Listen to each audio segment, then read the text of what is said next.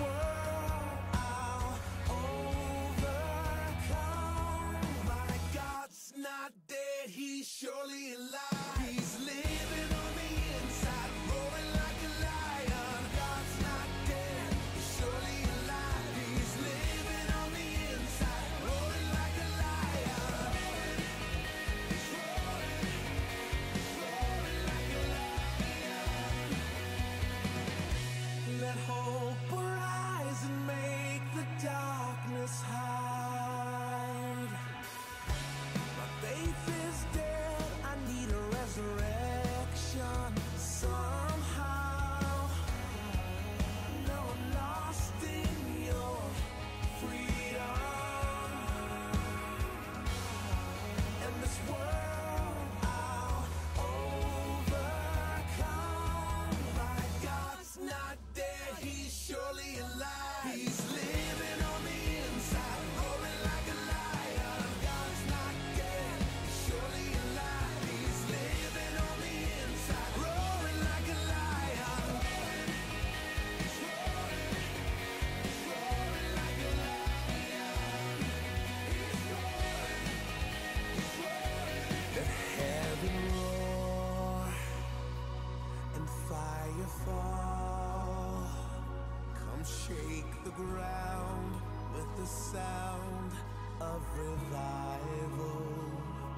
Let heaven roar and fire fall. Come shake the ground with the sound of revival. Let heaven roar and fire fall. Come shake the ground with the sound of revival. My God's not dead, he's surely alive. He's living on the inside, roaring like a lion. God's not dead, he's surely alive. He's living on the inside, roaring like a lion. God's not dead, he's surely alive. He's living on the inside, roaring like a lion. God's not dead, he's surely alive. He's living on the inside, roaring like a lion. He's roaring like a lion. He's roaring like a lion.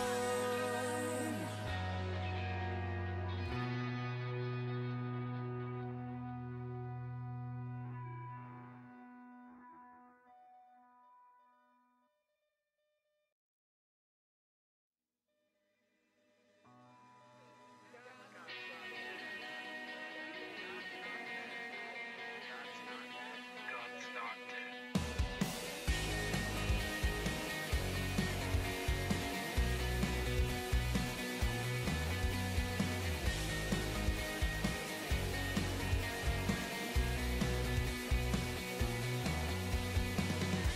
Let love explode and bring the dead to life. A love so bold to see a revolution somehow.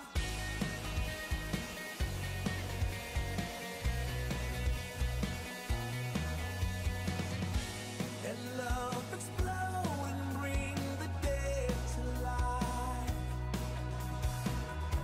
A love so bold to bring a revolution.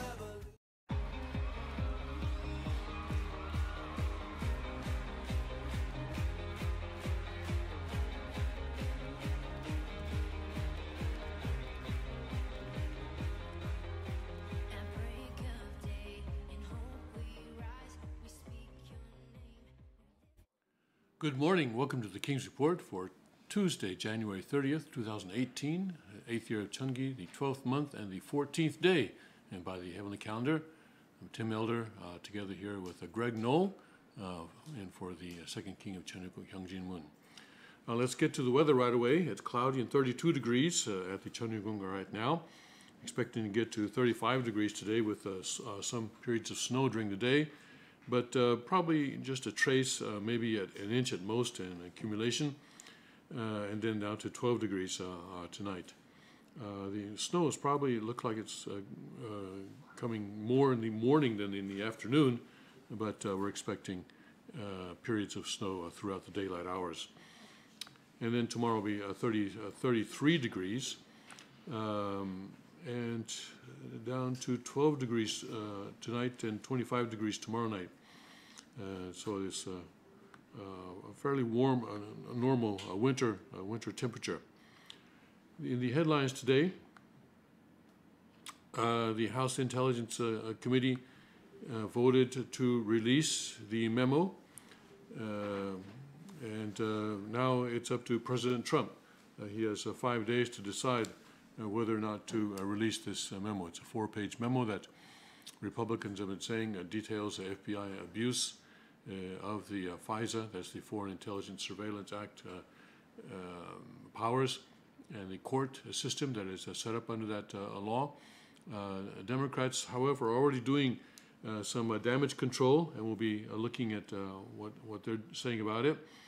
And also, in other news, President Trump is getting ready to give his State of the Union speech this evening. And also, we have, what else do we have today? In Pennsylvania, we have, yesterday there was the Senate voted down a bill that would have banned abortions after 20 weeks. And the Senate, when the Senate voted, Pennsylvania senator, Democratic senator, voted in favor of the bill, in favor of banning abortion after 20 weeks. Well, Bob Casey, he's up for re-election this year.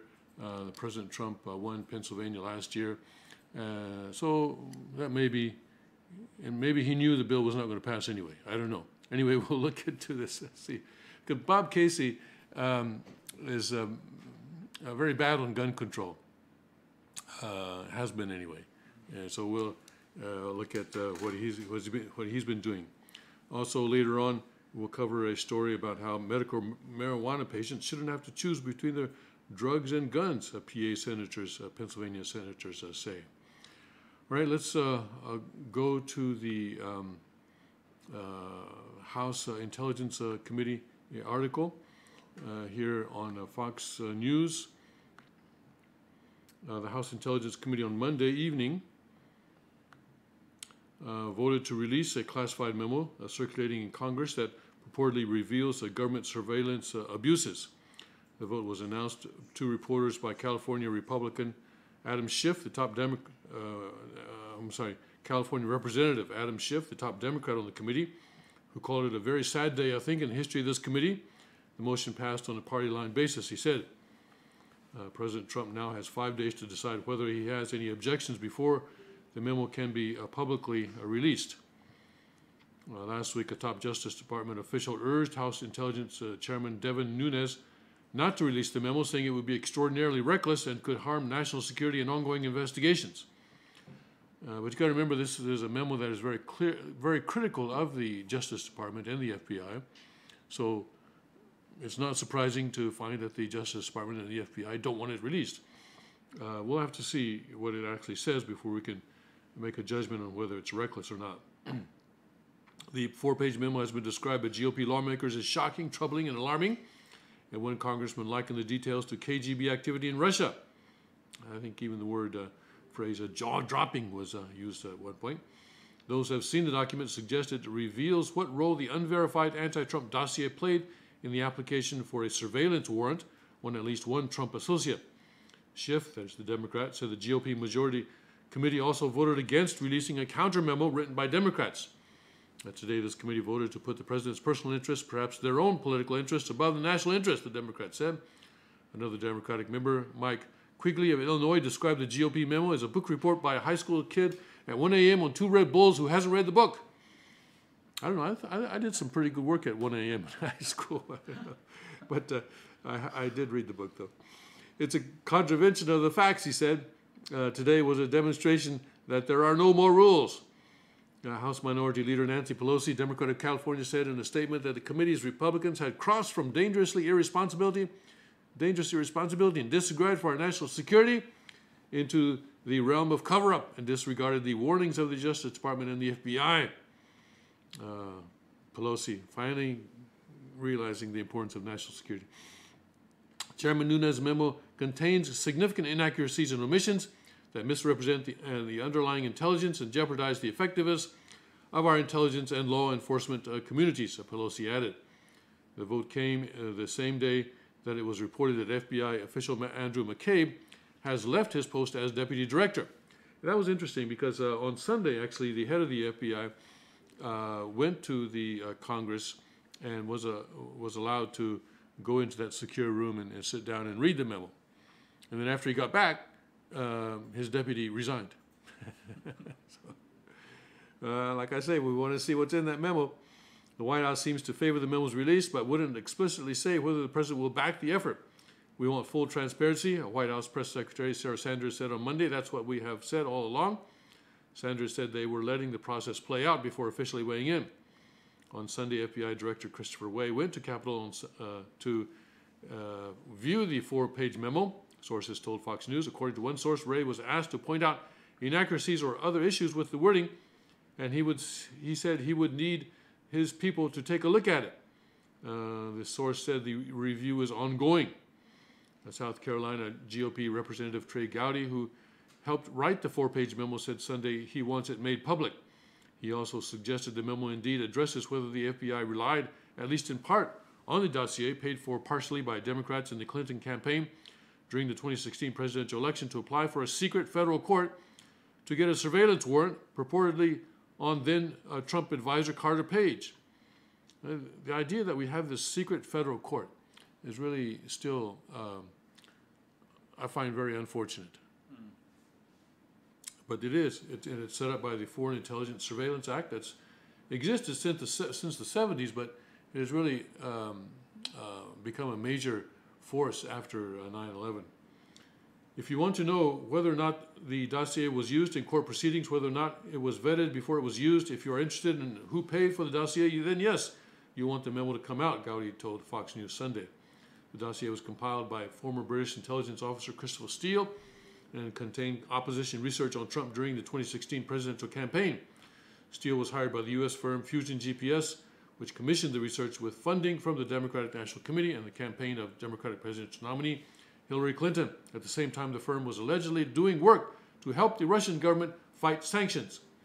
Requests for surveillance warrants are made through the U.S. Foreign Intelligence Surveillance Court, also known as the FISA Court, and target suspected foreign spies inside the United States. Responding to reports the U.S. extended surveillance on him last spring, Carter Page told Fox News that U.S.-Russia relations have been dominated by misunderstandings throughout much of the past 70 years since the original McCarthy era. I harbor no ill will towards anyone for past xenophobic biases and only hope that justice is eventually served.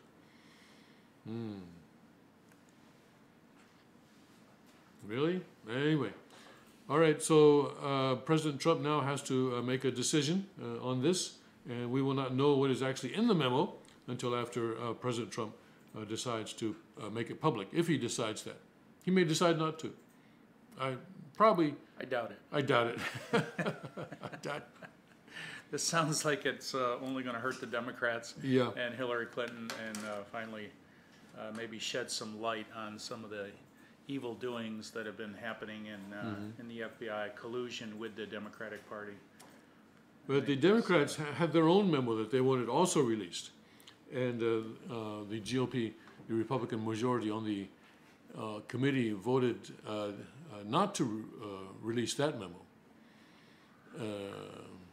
That kind of looks bad, doesn't it? What, for the Republicans? Yeah. I'd say just release the raw data. Let the American people decide. I mean, to have this kind of elite class that can determine what the American people can read and not read, to me, smacks of elitism and a special political class. And I don't really buy this national security pitch that they're making. Well, the intelligence that the memo is based on is another thing. That's another point. And apparently only 8 people in the House or in Congress are allowed to see that. So most of the members of the committee have not seen the intelligence that the memo is based on. And this is one of the points that the Democrats are trying to make. Now, the Congress cannot release that information because that information belongs to it's CIA and FBI and SA information, so that belongs to the executive branch. President Trump can release that raw data if you want.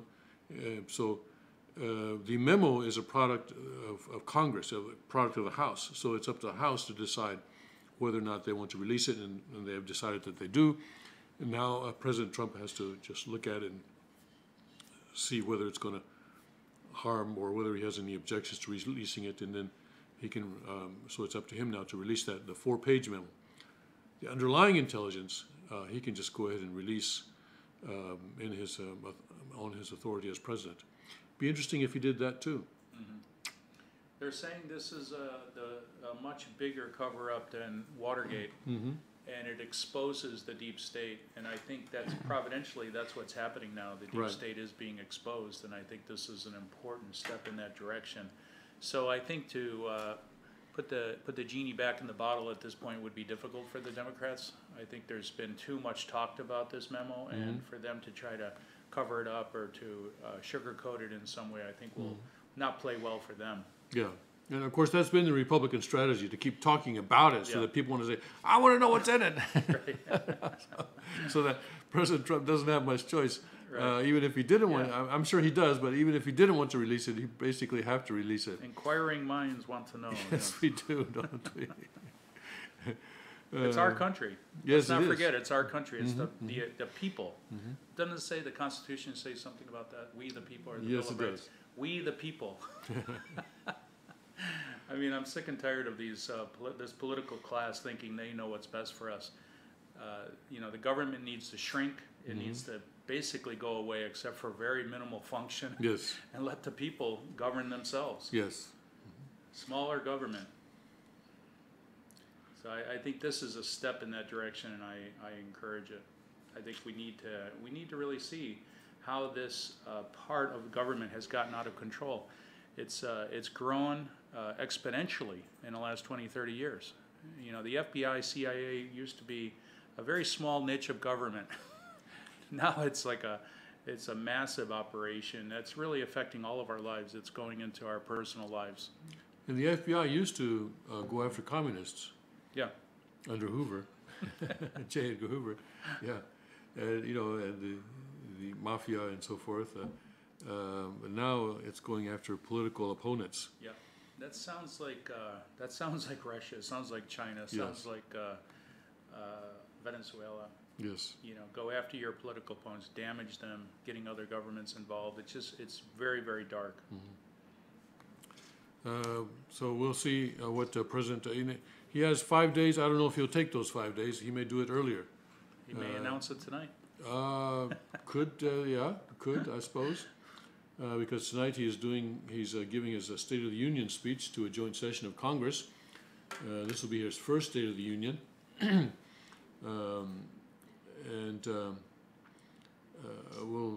We have some information what might be in that address. Donald Trump's State of the Union address on Tuesday will be one of the president's last best chances to win over more of the American public to his nationalist agenda, or let's say sovereignty agenda, right?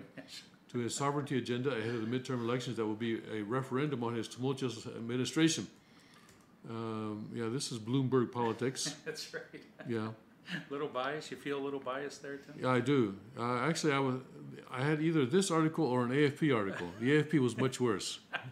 Embattled President Trump, they said. I watched this one video last night where this young man goes out and he interviews people, young people at NYU. Right. What did they think about the State of the Union address? I saw that, yeah. And they didn't like it, even though they hadn't seen it yet. It hadn't happened. Talk about people writing their book reports without reading the book. Oh, boy. Yes. So... That's the journalists. That's what these journalists are. They're writing the script before the State of the Union is even given. Well, the White House gives them some information that they can write about because they got to. I mean, their editors are telling them to write about something. So, The White House officials say. See that? White House officials say. See that? Yeah. White House officials say. The president will dial back his signature combative posture and instead frame his policy proposals from immigration to infrastructure as areas where Democrats and Republicans can work together. Trump will still take ample time to argue that the U.S. economy has been revitalized by policies that have had little to no bipartisan appeal, including the tax overhaul and efforts to curb regulations. He will talk about the fact that America is open for business. He mentioned that in Davos too, didn't he? Mm-hmm. And the president will also make an appeal to Democrats to say, we need to rebuild our country and make an appeal that you do infrastructure. White House Legislative Director Mark Short said on Fox News Sunday, we need to do it in a bipartisan way. Trump on Monday said he would emphasize his call for fairer trade in the annual address, telling reporters at the White House it will be a very important speech on trade. We have to have reciprocal trade, Trump said. It's not a one-way deal anymore. His protectionist or his, I don't know. Anyway, again, this reporter labeling it as protectionist. Anyway, he says that he's at odds with the establishment side of his Republican Party, who prefer, multilateral, unfair trade. He walked away from the Trans-Pacific Partnership, a Pacific Rim trade pact, during his first week in office, and in this month slapped tariffs on solar panel and washing machine imports. Trump is considering similar actions on aluminum and steel imports to bolster U.S. manufacturers. Today's address comes a day after the sixth round of North American Free Trade Agreement talks is set to conclude in Montreal. Trump has called the current deal horrible for U.S. businesses and left open the possibility that he might exit the 24-year-old pact if discussions aren't favorable to the U.S., though people familiar with the matter said he won't do that in Tuesday's speech. So leaving NAFTA is still very much on the table. Trump will enter the House chamber Tuesday night as the least popular modern president to deliver his first State of the Union speech, according to polls that predicted that he would lose the presidential election in the first place. He's averaged just a 38% approval rating over his first year in office, according to the Gallup. White House aides are marshaling allies to spread the word about the change in tone, and the direction of his primetime address is a tacit admission that Trump's approach to governing so far has done little to endear him to voters outside of his base.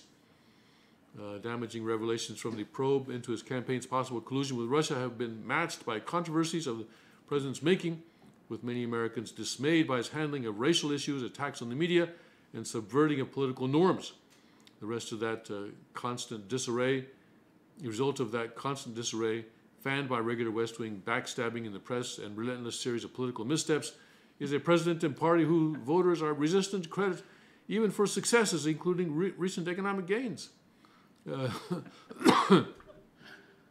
Really, this is how they do that.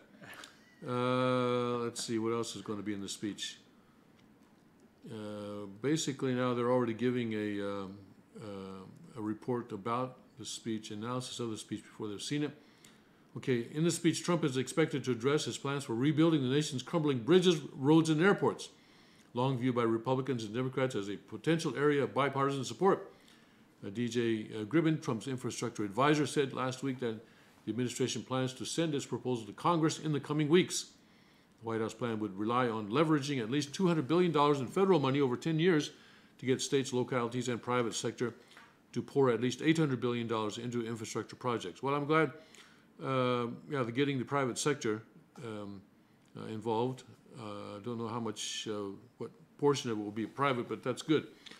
Administration officials have said the largest share of funding would be cash grants, with preference given to places that use taxes, tolls, or other revenue to reduce reliance on federal funding. The Democrats have said $200 billion isn't nearly enough federal investment to meet the nation's needs. Gribbin said the White House is open to conversation on that point. Trump will try to convince the Democrats to back the plan by reaching across the aisle during the speech. White House spokesman Raj Shah said Monday on Fox News, Fox and Friends program, "We want them to support our infrastructure plan. This is $1 trillion. This is $1 trillion to rebuild America's roads, bridges, and schools." The president may also unveil plans to streamline regulatory approvals, in which he's pitched as a bid to get infrastructure projects moving faster and decrease the burden on developers. Opponents say that Trump is cutting more than needless red tape, and indeed is threatening basic environmental and safety regulations that ensure roads, bridges, and pipelines are properly assessed for their potential impact. On Sunday, the White House denied it was considering changes that could leave the environment vulnerable. The administration has no plans to gut the Clean Air Act or Clean Water Act, Short said. What you've seen really over the last year is by rolling back the burdensome regulations the previous administration had put in place, the economy has taken off. Trump will also address immigration and policy area where Republicans and Democrats are deeply divided and was the main sticking point in this month's government shutdown. Trump's plan would offer deportation protection and a pathway to citizenship for as many as 1.8 million people under the Deferred Action for Childhood Arrivals program, known as DACA. In exchange, the White House wants $25 billion for construction of the U.S.-Mexico border wall and for additional border and port security. The president also wants to limit a program that gives preferential status to the families of U.S. citizens and immigrants and to eliminate the visa lottery program. Short said approving wall funding and other parts of the Trump's proposal would prevent future clashes over young undocumented immigrants. That, he said, would make them worthwhile trade-offs for offering a pathway to citizenship, which many conservatives decry. I think conservatives recognize the benefit to really securing our border and helping to fix these long-term problems, Short said. We're going to get widespread support on our side. Yet Trump on Saturday appeared reluctant to commit to a bipartisan tone. Aides say he will strike. In 2 late-night tweets, the president said he's offered a wonderful deal because Republicans want to fix the problem and to show that Democrats do not want to solve DACA, only use it. Democrats are not interested in border security and safety or in the funding and rebuilding of our military, Trump said on Twitter. They are only interested in obstruction. Foreign policy, the speech is nearly certain to include a significant portion of foreign policy, with Trump seeking to burnish his resume in an area where many voters give him low marks. Just 38% of Americans approve of the way Trump is handling foreign policy, according to Reuters' Ipsos poll released last week, with a majority 55% disapproving. That's driven in no small part by the president's high-stakes spat with North Korean leader Kim Jong-un, whom Trump has taunted as Little Rocket Man. Trump is likely to strike a more measured tone on Tuesday and could again signal his openness to direct talks with North Korea under the right circumstances. Trump is likely to highlight the significant loss of territory by Islamic State fighters, including coalition victories in Mosul, Iraq, and Raqqa, Syria, and attribute those successes to his decision to loosen the rules of engagement. Not only Americans will be listening to Trump for clues, every leader in the world is trying to figure out where the United States is going, said John Alterman, director of the Middle East program at the Center for Strategic and International Studies in Washington.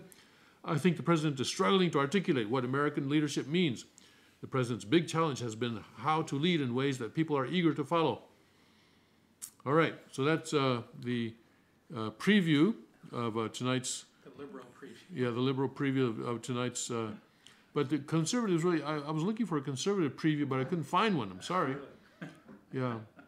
Breitbart, of course, is upset that the president is considering giving a pathway to citizenship. And Breitbart also is focusing on the anti-Trump People's State of the Union given by the people of Hollywood. Well, they had a huge dip in their viewership. Mm-hmm. I guess that's it. I guess they have to use this as a way to recover that. But it's just very amusing how the people of Hollywood feel that they represent the people. Yeah. You know, living in little castles everywhere. They say the People's State of the Union. This is the heart of patriotism. What is this? Oh, we are all dreamers. Look at that. The Grammy Awards. Mm-hmm. Celebrities and activists gathered in New York City Monday night for the star-studded People's State of the Union, the public rally meant to serve as counter-programming to President Donald Trump's first State of the Union address on Tuesday. Is there anything important in here? We're going to set our sights to continue that work in the next year and strengthen our bonds and commitments to each other for long after the Trump era comes to its rightful end. We ain't stopping with Trump, okay? Oh, wow, okay, they're not stopping with Trump. Yeah, so Michael Moore, of course. But they really, see, and they have a poll that Breitbart says Americans support zero immigration more than current legal immigration levels.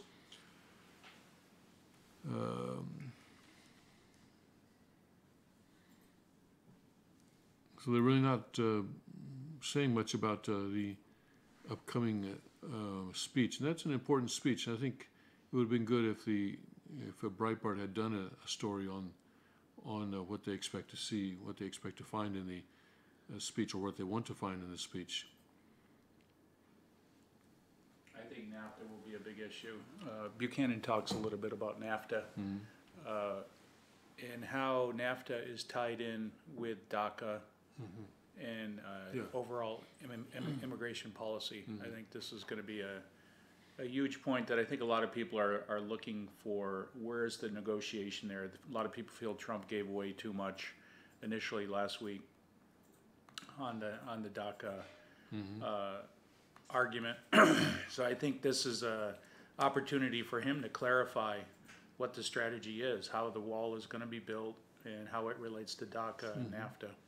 Because certainly Mexico doesn't want to lose NAFTA. Oh yeah, that's right. That's billions and billions of dollars for Mexican economy. Let's take a look at what's happening in the NAFTA negotiations. This is yesterday. U.S. President Donald Trump's trade chief rejected Canadian proposals for unblocking NAFTA modernization talks on Monday, but pledged to seek breakthroughs by late February, easing concerns that Washington would soon withdraw from the trilateral pact. So I guess they're talking at least until through late February.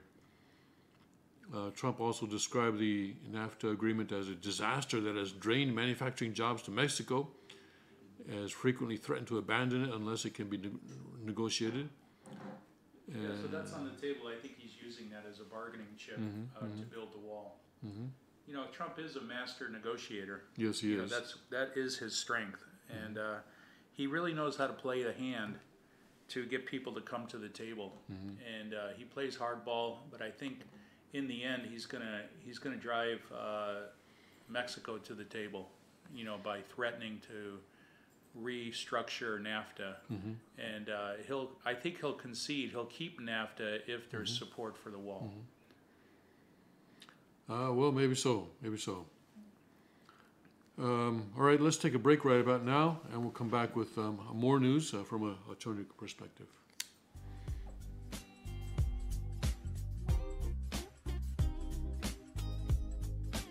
It's alright, it's okay. Don't you let your troubles get in your way. Just believe and have faith.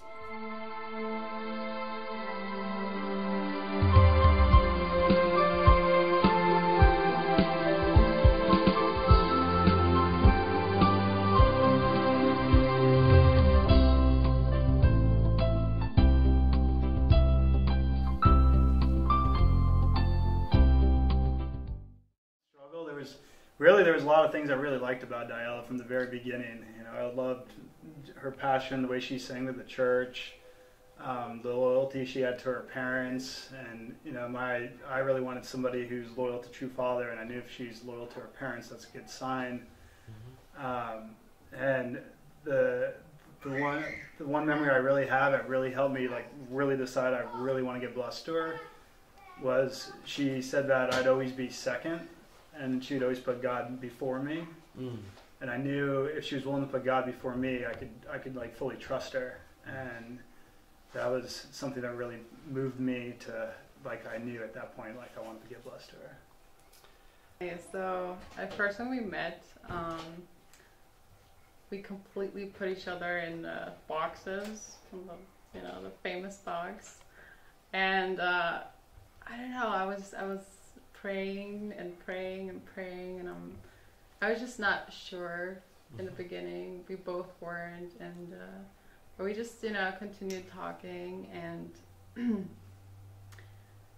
but for some reason it just didn't seem to work because we were just too focused on ourselves, I think. So, but I kept praying, and then one day I was very frustrated, and I even talked with my mom, and she told me, you know what, Dayala, I can see he really loves God. And if he loves God, he can fully love you. And I think that's what I needed to hear, and from that moment on, everything changed.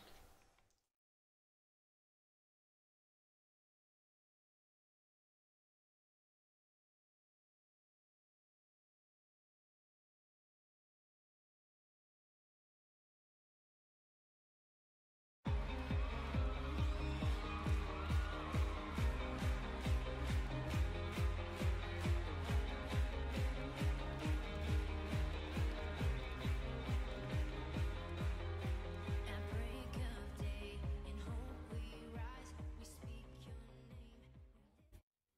Welcome back to the King's Report for January 30th, 2018. Tim Miller and Greg Nolan for the second king of Chanuk, Hyung Moon. And we're looking at an article by Buchanan just now? Yeah, Buchanan on trade. Yeah, why don't you tell us about that? It's on Breitbart, and it's a very, Pat Buchanan has always been a straight talker. He's been a conservative from the get-go, and some people say that he didn't quite have the political savviness to make it very far because he speaks too honestly. He goes way back to Nixon, yeah. Yeah, this week on McLaughlin Group, conservative political commentator Pat Buchanan warned to watch out for what President Donald Trump does with NAFTA. Trump has threatened to terminate NAFTA, but said he could also renegotiate the deal, and I think this is what Trump will do. You've got the NAFTA problem that's going to be coming up. That's going to be big, said Buchanan. Look, he's going to have to get rid of these trade deficit. They're backed up to about 800 billion. That's trade deficit, he continued. That's a huge issue to an economy. The big issue, I think, is going to be NAFTA, what he does with NAFTA. And in the interview, he talks about problem solved if you put a 2% tariff on Mexican products coming into the United States, and then you have your $25 billion for the wall. So I think he's also saying that Trump is, how he negotiates NAFTA in relationship to the wall and DACA will be a key part of tonight's speech, I think. Okay. 2% tariff, that's not Mexico paying for the wall. That's because eventually it's the American consumers are going to pay that 2%. That's true. That's true. But a lot of times these trade deals are so much in favor of, especially NAFTA, in favor of Mexico and Canada. Right, yeah. That we lose jobs. So, That's right. you kind of have to. That's right. You kind of have to look at the whole picture. You can't just look at the tariffs itself, but so many jobs have been lost to Mexico and Canada as a result of NAFTA. So Trump is trying to roll back time a little bit and get some of those jobs back. And ExxonMobil just announced a $35 billion investment based on the tax break. So I think things are moving to bring jobs back into this country. I think a lot of good things are starting to happen. Let's go to the what happened to the FBI's number 2 man who suddenly decided to step down yesterday, 24 hours after his boss had seen the secret memo, the House Intelligence Committee. What's in that memo, Tim? What's in this memo? I mean, that's a pretty big decision. Well, apparently he was scheduled to retire with full benefits in March, and so he's remaining with the FBI until his full retirement deadline comes into effect. But he's stepping down as the deputy director. Yeah. So we still get to pay for all his benefits. We still get to pay for his That's pension, nice. yes. Same with Bill Clinton. We get to pay for all of his benefits as a criminal. But Andrew McCabe, who is abruptly stepping down today as the FBI's deputy director, has been the target of criticism by President Trump. But he was also involved in an incident with the White House early last year that raised questions about whether he and the Bureau were trying to damage the president. In an excerpt from, this is Howard Kurtz, my new book, Media Madness, Donald Trump, the Press, and the War Over the Truth, I describe events that unfolded last year, beginning with the conversation between McCabe and the then White House Chief of Staff. Reince Priebus, who was then the White House Chief of Staff, was chairing a 7:30 a.m. intelligence meeting when one of the participants, Andrew McCabe, asked to speak to him privately. McCabe, the deputy FBI director, closed the door and told Priebus, we want you to know that everything in this New York Times story is bull, ... The Times had quoted unnamed sources in reporting that Trump campaign aides and associates had repeated contacts with senior Russian intelligence officials. CNN had carried a similar report.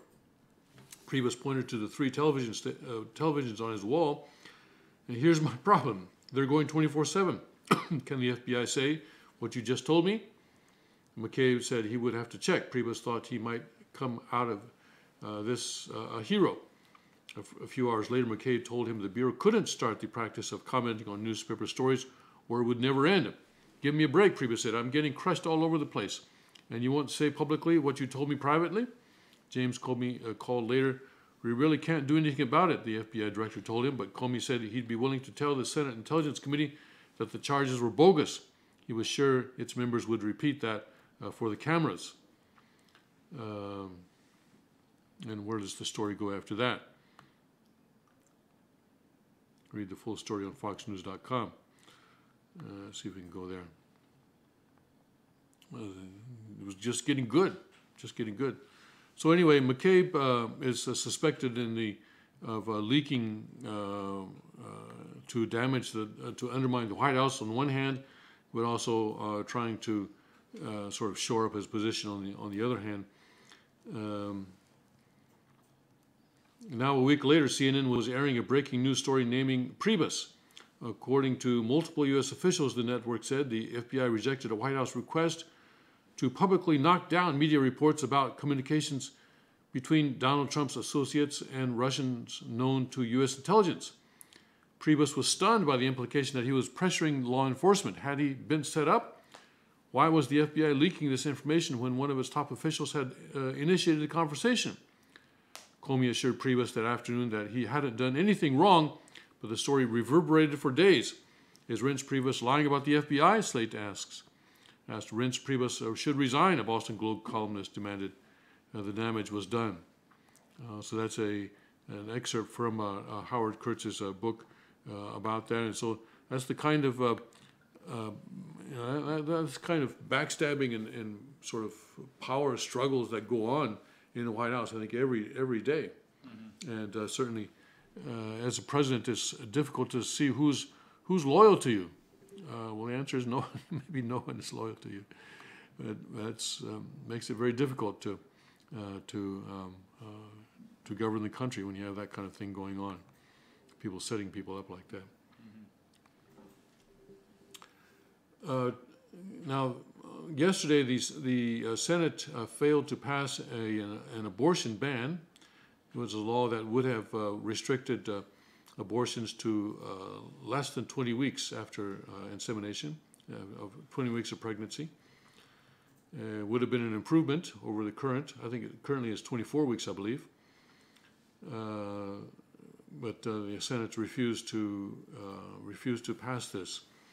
And President Trump slammed the Senate late Monday for legislation banning abortion after 20 weeks of pregnancy failed to survive a procedural vote.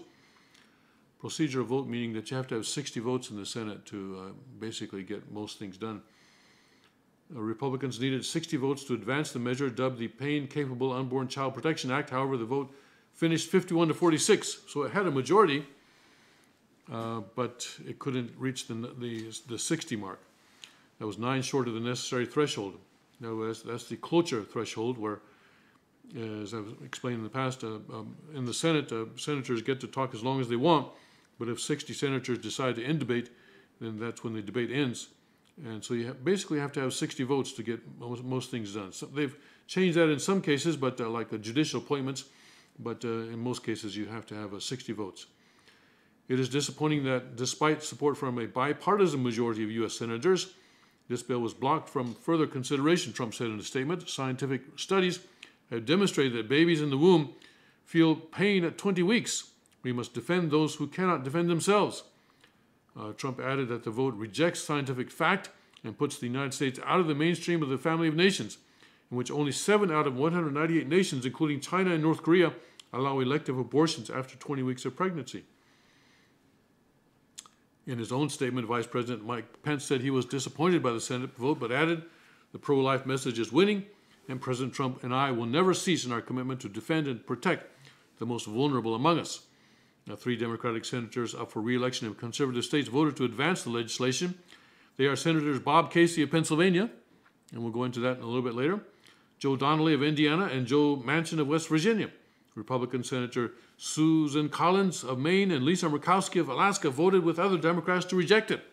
These 2 senators, Collins and Murkowski, are often voting with Democrats. Not really too happy about them.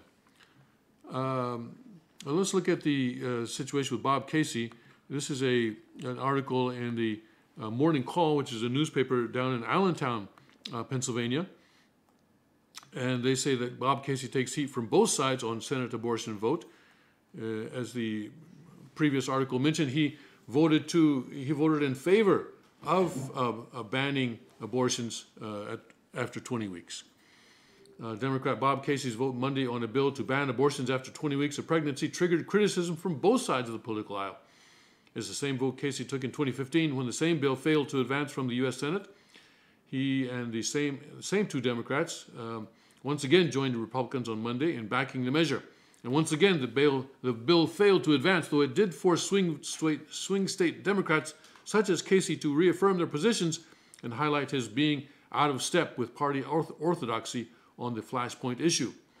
Leading up to the vote, liberal activists who have cheered Casey's outspokenness against President Donald Trump and protested outside Republican U.S. Senator Pat Toomey's offices redirected their outrage at the Democratic senator. But don't get too excited. Casey is very bad on gun control, so don't get too excited. On social media, those opposing the bill urged calls and emails to Casey, who is facing re-election this year, to ask him to change his mind. Please, Casey, do not vote for S 2311. Women in our Commonwealth and country are watching, wrote Nina Ahmad, a Democratic candidate running in the 1st Congressional District. At the same time, Casey was being blasted by the campaign of Republican U.S. Representative Lou Barletta, who is seeking to unseat Casey over his past votes in support of Planned Parenthood. While Senator Casey announced that he will vote for the bill, his record proves that he is not a pro-life Democrat, Barletta's campaign wrote in a news release. The backlash highlights the delicate position of Casey, who describes himself as a pro-life Democrat, and he's the son of former Governor Bob Casey, the namesake for a Supreme Court case challenging Roe v. Wade, has found himself throughout his career. He's too pro-life for pro-choice folks and vice versa, said Chris Borek, a political scientist and pollster at the Muhlenberg College, describing Monday's vote as consistent with Casey's record. In a statement, Casey's office emphasized the nuanced position he's taken on abortion legislation, pointing to his support of Monday's bill and his opposition to other bills that would reduce access to contraception or Medicaid coverage. Senator Casey has voted in favor of the Graham bill previously and will do so again, spokeswoman Jacqueline Rhodes said in a statement Monday. Senator Casey will also continue to fight extreme Republican attempts to undermine women's health care, such as access to contraception. Senator Casey will continue to fight efforts by Republicans in Washington to defund Planned Parenthood and decimate Medicaid. That position may not please some of Casey's more liberal supporters, Bork said, but given the choice they'll have in the fall against one of his Republican challengers, it's unlikely to cause most to revoke their support, he added. The measure that failed to advance on a 51-46 vote Monday passed the U.S. House earlier this month when the chamber held a vote tied to the annual March for Life rally, where Trump urged the Senate to take up the bill. Under the measure, those performing an abortion on a woman who is more than 20 weeks pregnant would face a fine, up to 5 years in jail, or both. It provides exceptions for certain instances of pregnancies resulting from incest, rape, or in which an abortion is needed to save the woman's life. The bill's supporters argue that the fetus is aborted after 20 weeks can feel pain. Planned Parenthood officials say nearly 99% of abortions occur before 21 weeks of pregnancy, and that those done later on often involve severe fetal abnormalities or serious health risks to the woman. So, of course, True Father's position was that life begins at conception, and that so the king has also emphasized that any kind of artificial termination of life after conception is murder. Mm-hmm. Yes, because in the Chonyu Constitution, the unborn have the same human rights as those who are born. And he's encouraged us, if as parents, if you had a miscarriage or an unfortunate abortion, to actually name those children, because they are in the spiritual world, and they do have life. They're continuing their life, their eternal life. Yes. So we've had 2 miscarriages, so we have two more children, 6 children. Great. So, yeah, it's really quite an experience, actually, to really embrace those 2 into our family, and we're still in the process of doing that. But it was really for us quite an important step. Yes. Bob Casey is up for re-election this autumn. So he's pro-life and pro Planned Parenthood. Well, he's pro-life and pro-choice. He's sort of walking in the middle, isn't he? He's walking. I don't understand quite how you can do that. I guess it's that 20-week concept where pain is the defining factor, which is kind of odd. It is odd, but at least it's better than what the current law says. It doesn't mention here, but I think the current law is 24 weeks.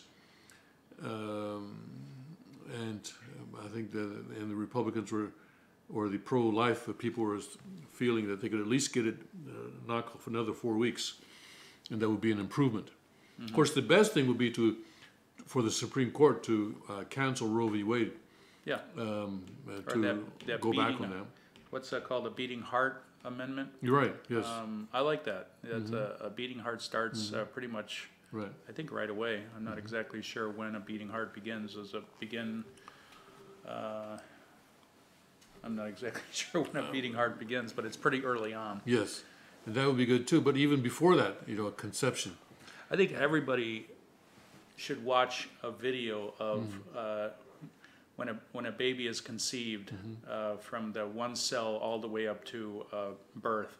It is an absolute miracle of life every single step of the way. And I watched one the other night, and it's just it's a miracle of God, the whole development of a child inside the womb, and to snuff that out because of some kind of, it's not a convenient situation, is really a sin.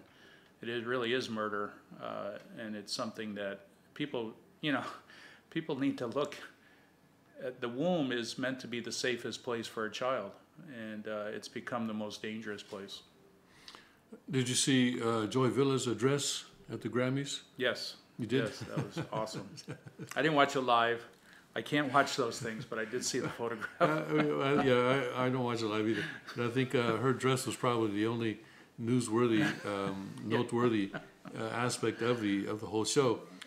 But it was a pro-life dress where she had a wedding gown and a crown. Yes. A nice crown, and then on the wedding gown, someone had We gotta get her on the King's Report. Hand-painted the womb and an unborn child inside the womb, and she was carrying a white purse, a matching purse, that had on it "Choose life," I believe. Choose life, I believe it said. Yes, in large letters. So I'm not sure how good of a singer she is. But it doesn't matter. I like her. I like her style. Yes, I like her fashion style. All right, let's take another break now, and we'll come back with more.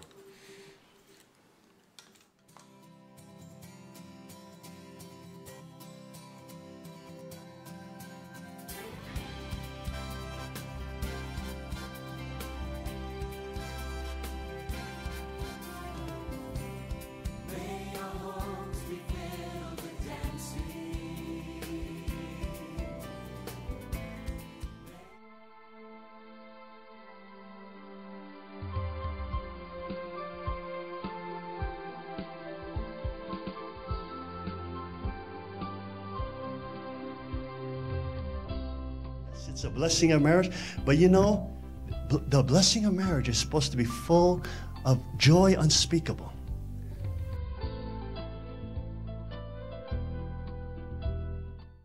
I mean, the blessing itself is amazing. I mean, it was a very special experience. I mean, it was the biggest day of my life.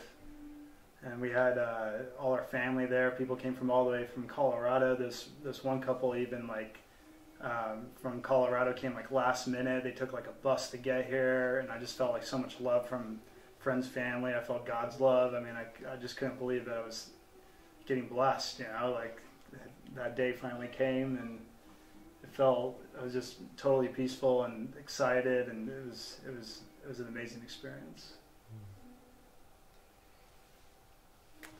Well, for me, there was one particular moment. First of all, the whole ceremony, I did not have one moment the feeling it was about us. Mm-hmm. It was literally about true Father giving.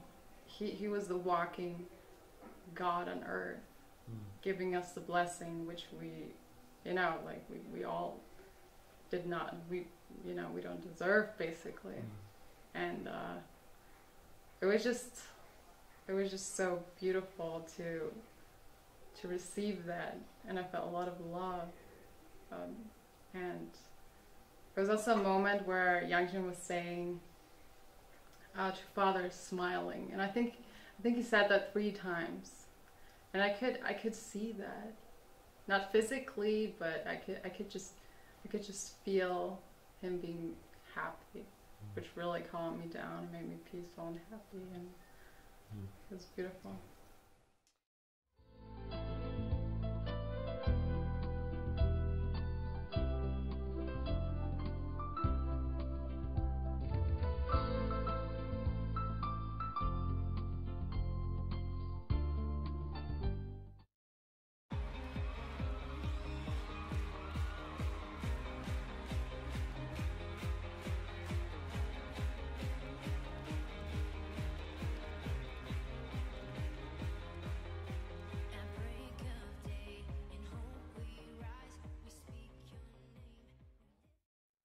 Welcome back to the King's Report for Tuesday, January 30th, 2018. Tim Elder and Greg Nolan for the second king of Chinook, Hyung Jin-moon. I want to go to a story now of Pennsylvania politics, where medical marijuana patients right now are having to choose between the drugs and the guns, but that shouldn't be the case.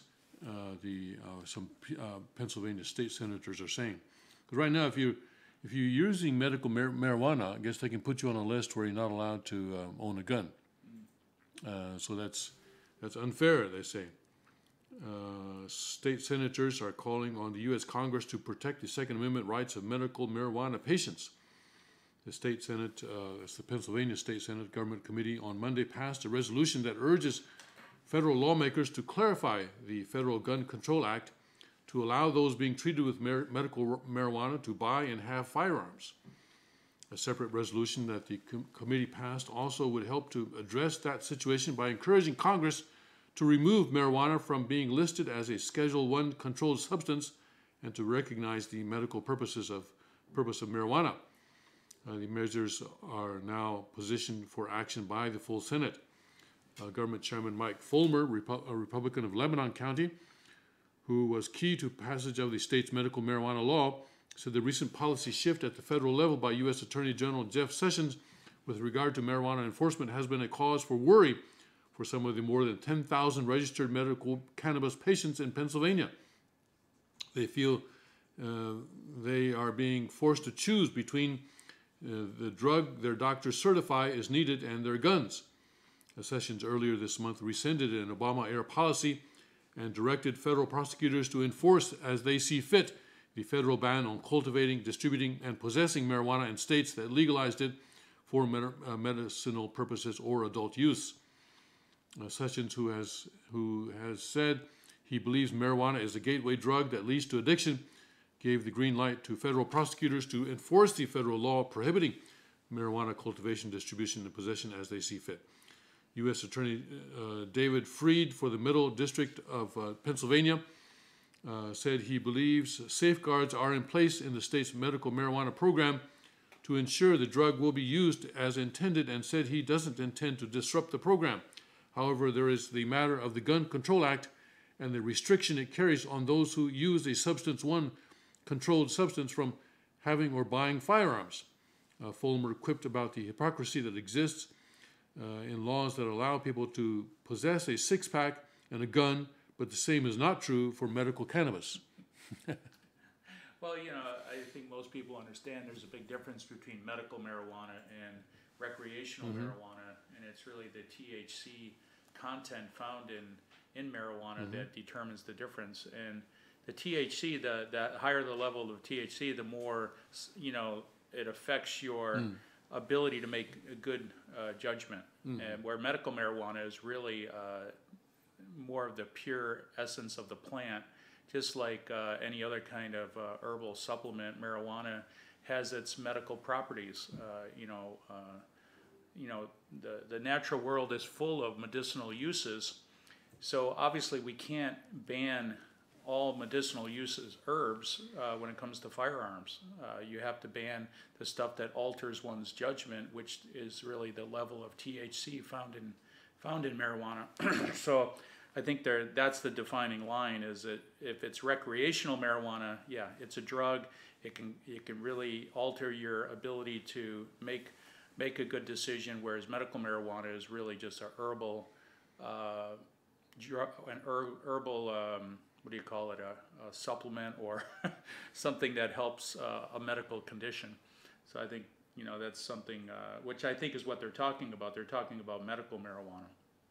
They are talking about medical marijuana, yes. Apparently there are 10,000 people, more than 10,000 people in Pennsylvania who are registered as medical cannabis patients. And that's growing exponentially.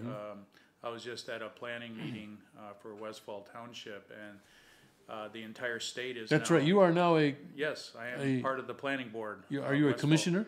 No, not a commissioner. You're not a but, commissioner. the planning board, which is like 5. You're a member of a 5 people. planning board. Okay.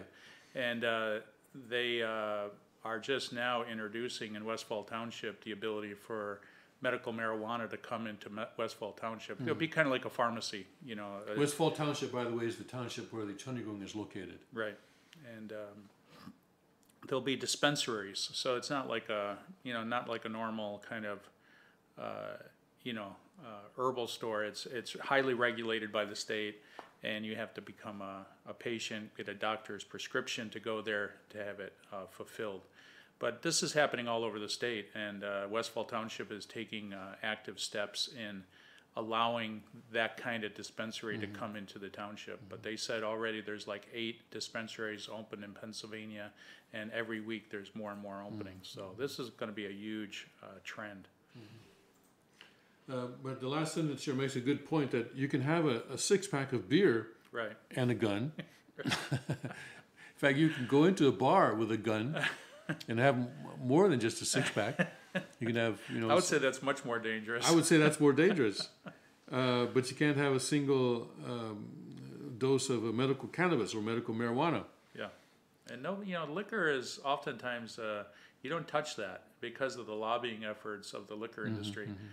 Whereas cannabis doesn't quite have the same lobby industry. So I think That's what it boils down to, I guess. I think so. There's politicians receive a lot of money from the liquor industry.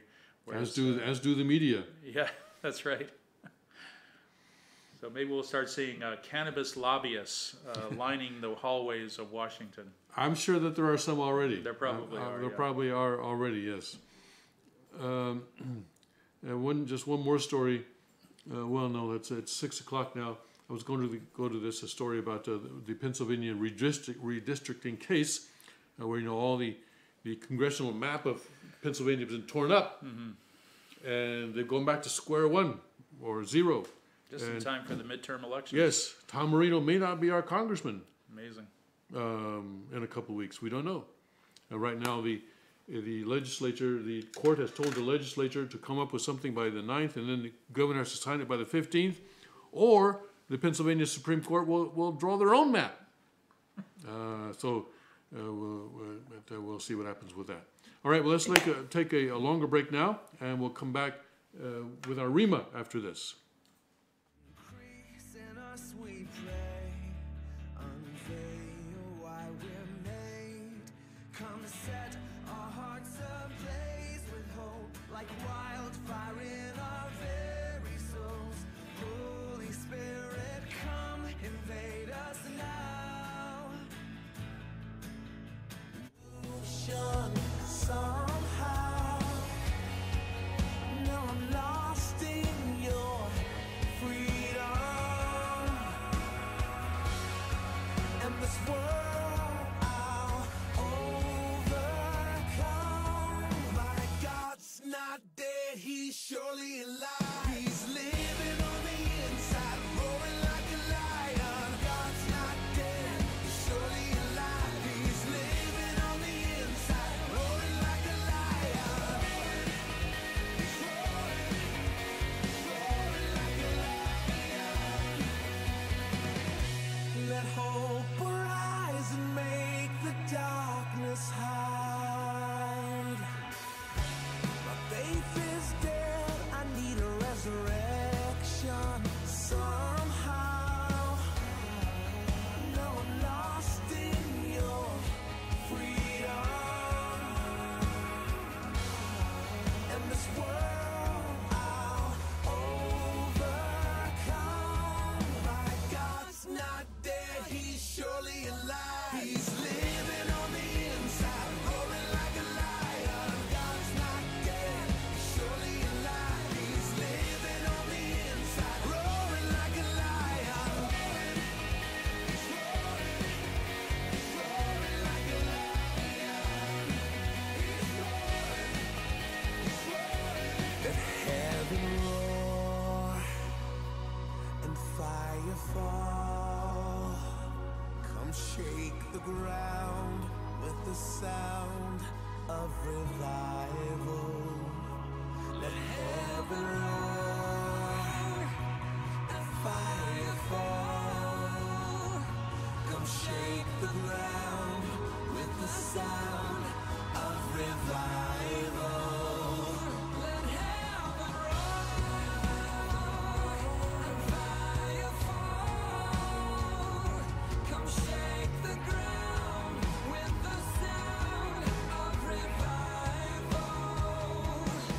My God's not dead, he's surely alive. He's living on the inside, roaring like a lion. God's not dead, he's surely alive. He's living on the inside,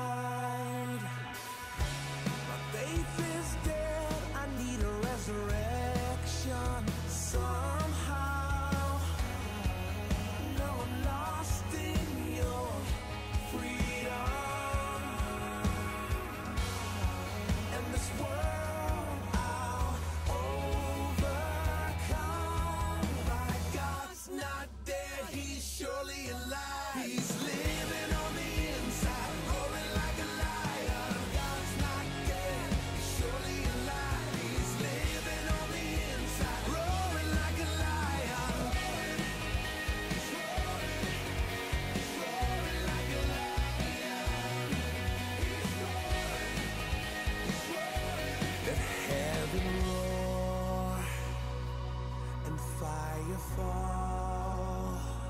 Come shake the ground with the sound of revival. Let heaven roar and fire fall. Come shake the ground with the sound of revival. Let heaven roar and fire fall. Come shake the ground with the sound of revival. God's not dead, he's surely alive. He's living on the inside, roaring like a lion. God's not dead, he's surely alive.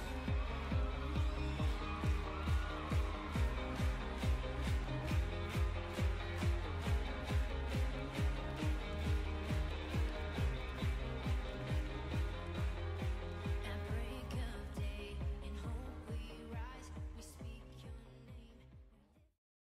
Welcome back to the King's Report for Tuesday, January 30th, 2018. Tim Elder and Greg Nolan for the second king of Chanuguk, Hyung Moon. And let's do a little, yes, I'm missing something, aren't I? Here we go. Is that better? Thank you. I am missing something, all right? And it's a good thing because I'm about to go into our Rimas, and I'm in the book of Titus today. I haven't really had many Rimas in the book of Titus. Titus also worked with Paul, and he is a young pastor facing the difficult assignment of setting in order the church of Crete. And Paul writes, adjusting him to appoint elders, men of proven spiritual character in their homes and businesses, to oversee the work of the church. In addition, men and women, young and old, are shown to have vital functions to fulfill the church if they are to be living examples of the doctrine they profess to believe. So let's look at what Paul says here in Titus chapter 1, beginning here, verse 5. Let's go to the King James version here. For this cause left I thee in Crete, that thou shouldest set in order the things that are wanting, and ordain elders in every city as I had appointed thee. If any be blameless, the husband of one wife, having faithful children, not accused of riot or unruly. For a bishop must be blameless as the steward of God, not self-willed, not soon angry, not given to wine, no striker, not given to filthy lucre, but a lover of hospitality, a lover of good men, sober, just, holy, temperate. Hold fast the faithful word, as he hath been taught, that he may be able by sound doctrine both to exhort and to convince the gainsayers. For there are many unruly and vain talkers and deceivers, especially they of the circumcision, whose mouths must be stopped, who subvert whole houses, teaching things which they ought not, for filthy lucre's sake. Lucre meaning, I think, money, right? For filthy money. One of themselves, even a prophet of their own, said the Cretans are always liars, evil beasts, slow bellies. This witness is true. Wherefore rebuke them sharply, that they may be sound in the faith. All right. So Paul is counseling Titus on what kind of people should be the leaders in the church there. Husband of one wife, faithful children, not accused of riot or unruly. Here in the American Patriot Bible, children not accused of dissipation or insubordination, as was the translation here. But God gathers good people. Here in the Sanctuary Church, it's really been amazing to see how God has sort of picked up people from around the country and from around the world to come here to Northeast Pennsylvania. Many of us never imagined that we would someday be in Northeast Pennsylvania. But here we are. God has brought us together. Isn't it amazing how God has collected people to serve His will here at the center of the Providence and the Wayne and Pike counties in northeast Pennsylvania. Praise God. Praise God. That's true.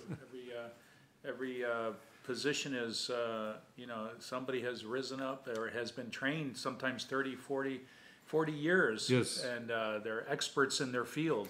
And they're here serving the second King and serving Father. And it is a beautiful thing to behold. And so many people are moving here with such a pure love and desire to serve Father and to build His kingdom. And you can really feel it here in Pike County that this is the beginning of the kingdom.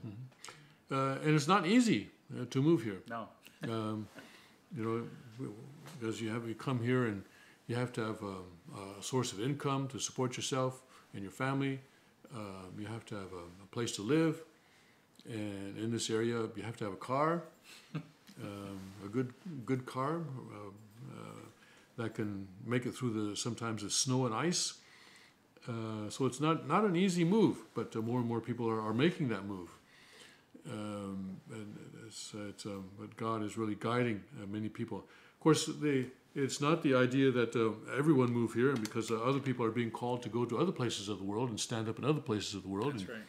In other states around the country, and in Japan, Korea, in Europe, South America, Africa, and Oceania, Southeast Asia. All these places, people are being called by God and making the difficult choice to stand up for true Father, because it is a difficult choice, because everyone who does that, I would say everyone who does that has to cut off friendships, whether voluntarily or usually it's the other side that cuts off the friendship, or and you have to. There are things like, of course, the financial implications, and then there are implications for people feel there are implications for the blessing of the children. Although the blessing in the family federation is not a blessing at all; it's a curse. But some people feel that is one factor that keeps them from making the decision to do what they know is right, that is to stand up for Father. Stand up for Father.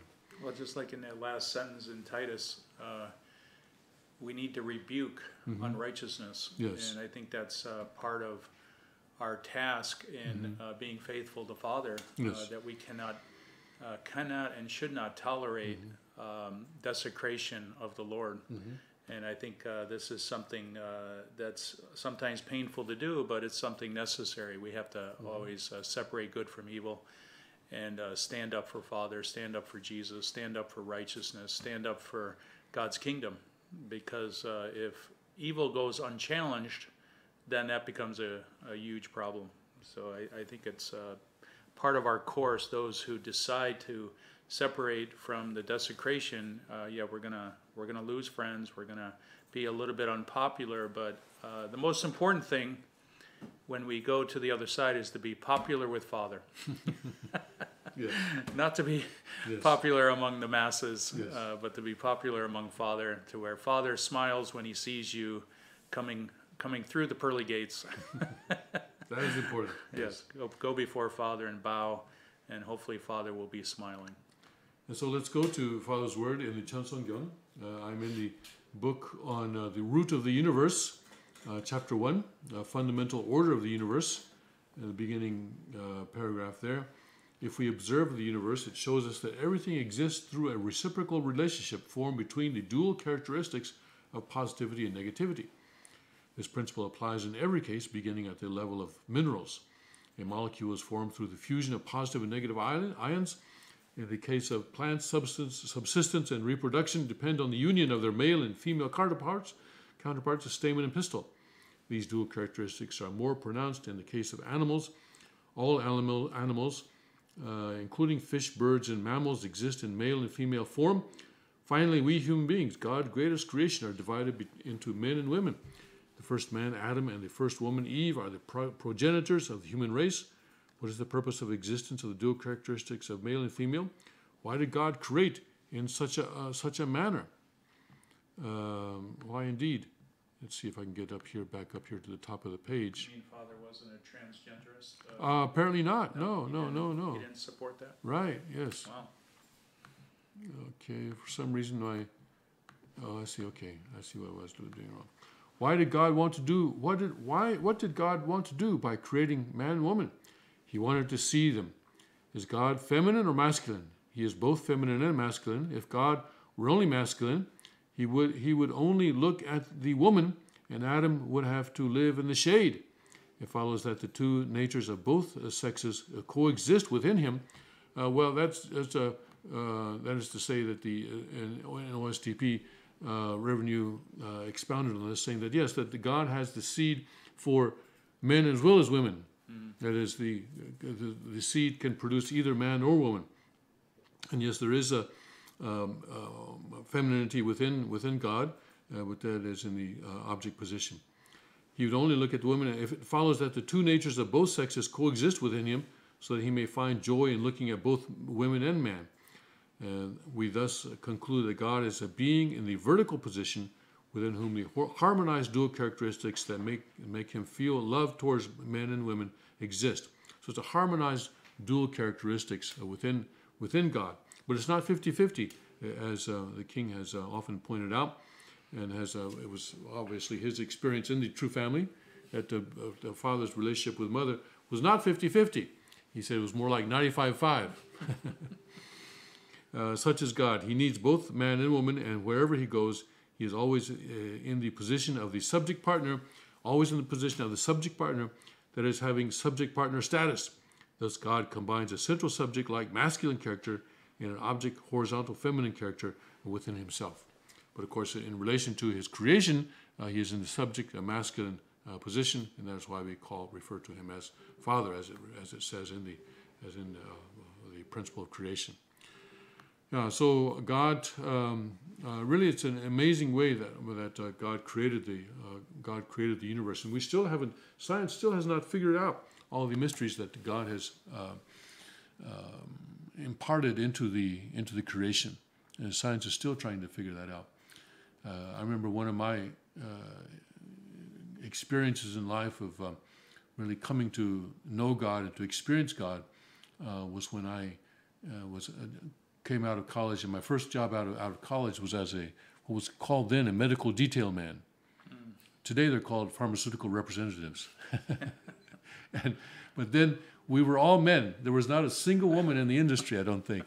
We were called medical detail men, and we would I worked for a pharmaceutical company, and I would visit doctors and with various research papers and try to get them to prescribe more of the medicines made by my company. You were a drug dealer. I was a drug dealer, yes. And then I would go to the pharmacies and make sure that they had plenty of stock of our medicines so that people could buy them there. And when I first got the job, I had to. They put me in a motel and gave me a workbook about that thick, and told me that they're going to come back in 2 weeks and test me. And so for 2 weeks, I studied that workbook, and it was about, I had to learn about the best-selling drug that our company was making, which is, by the way, still in the market today, and how it functioned. And it was what's called a diuretic. That basically, diuretic makes you urinate, and it works in the kidney. And so for 2 weeks, I was studying the kidney. And I did not have a scientific background. I was a liberal arts major. But I remember that after 2 weeks, I just closed that book and I thought, wow, this is amazing. A miracle. A miracle. Because I was so impressed by the engineering of the kidney. Yeah. It's not just a simple filter, but it has many functions and does many things in terms of regulating the level of water, the fluids in the body, but also the level of certain nutrients and other things, and of course taking out certain things that are bad for the body as well. And I was just amazed, and that was one of the pivotal points for me to discover God. I found God in my kidney. But it was really an amazing experience to be able to to be able to see how God had engineered that one single organ, you know, and to think that each, and the kidney is just the beginning. Each of the organs that make up the human body also, I'm sure, have this amazing composition, and a lot. I could see that a lot of thought had gone into creating the kidney. Just that one small part of the human body, I could see just really it could not have come about just by accident or by mutation over I don't care how many years that they would just that one organ could not have been created just by accident, and to think that the same must be true of the other organs of the body as well. And the kidney might not be the most complex of all, you know. The brain, the heart. Every cell of the body is Yes. like an absolute miracle Yes. engineering feat. All 300 trillion cells of your body Yes. are magnificently engineered. So yeah, your internal organs. I watched this video the other night. It's called, if anybody wants to look it up, it's called The Amazing Proof That God Exists. It's on YouTube. Amazing Proof That God Exists. And it's about 28 minutes long, and it goes into all the things you're talking about, where every organ, every cell of the body is meticulously designed and engineered beyond your imagination. Like, you couldn't even dream this stuff up. And then you take, that's like the micro level, and then you take it to the macro and the cosmos. And he totally debunks the theory of evolution as being such a bogus kind of theory. And it shows the absolute intelligent design behind everything. And it just makes you feel, for me anyways, I feel like so humbled before God. Like, this God is an awesome God. you can't help but be humbled. And this God, this amazing God, wants to have a relationship with us. That's what amazes me. And science is still making new discoveries. Yeah. Still hasn't figured out everything about the God's creation. And the King talks about more and more scientists are waking up. Yes. Right? 25% has been quoted, where it used to be 1%, 2%, 3%. Right. Now it's a quarter of scientists are coming to the conclusion that there is an intelligent design behind the universe. That's exciting.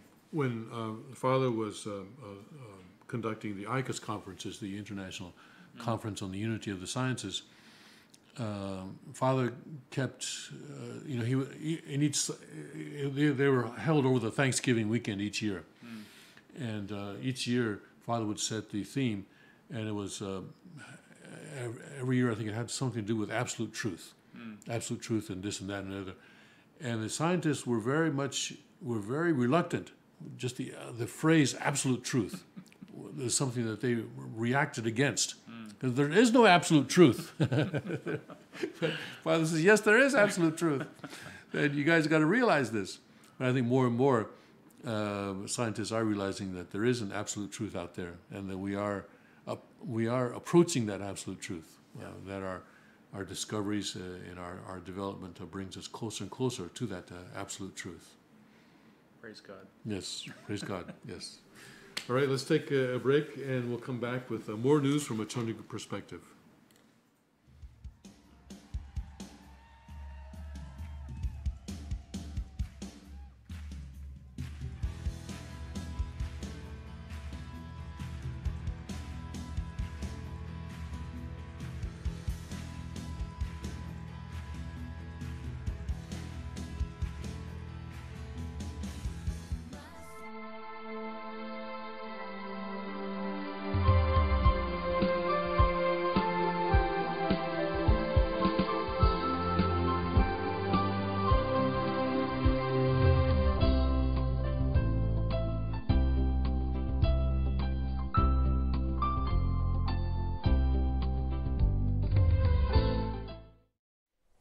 We kind of like lost the sense of like why we were doing this, like why we were going through it. This and kind of felt rushed because we only knew each other for about 2 months actually. Only 1 month. 1 month? Yeah. Okay, 1 month before the matching ceremony we had. And so yeah, we started having a hard time. And so like for me, like, you know, you get kind of fooled by Hollywood, and I think that's where my biggest trouble was, because I didn't know how to be an actual good husband at that time and how to like really work with a woman before So Hyun really gave me clear direction. Basically, you know, he just said like, you know, you have to be strong, you have to be, you know, confident in yourself and not be so worried about yourself. You have to be confident in who you are, kind of thing. The more I had to wait, the more attacking was getting much more intense, and I was really struggling at the time. So, you know, and you know, I could feel Satan was just trying to attack me, playing with my emotions, making me really complicated and confused. And it got to the point where it turned me very negative about the blessing. So, and that time I knew the way to overcome this situation was, you know, just holding on to God and His words, because I don't think I'll be ever to overcome this situation alone. You know, that time I really felt I really need God by my side. So I started doing conditions, prayer and Rima. And doing that, through that, I really realized, you know, God was really straightforward to me and just, you know, sending these messages to me, you know, telling me to be thankful. I realized, you know, God really wanted this blessing to happen.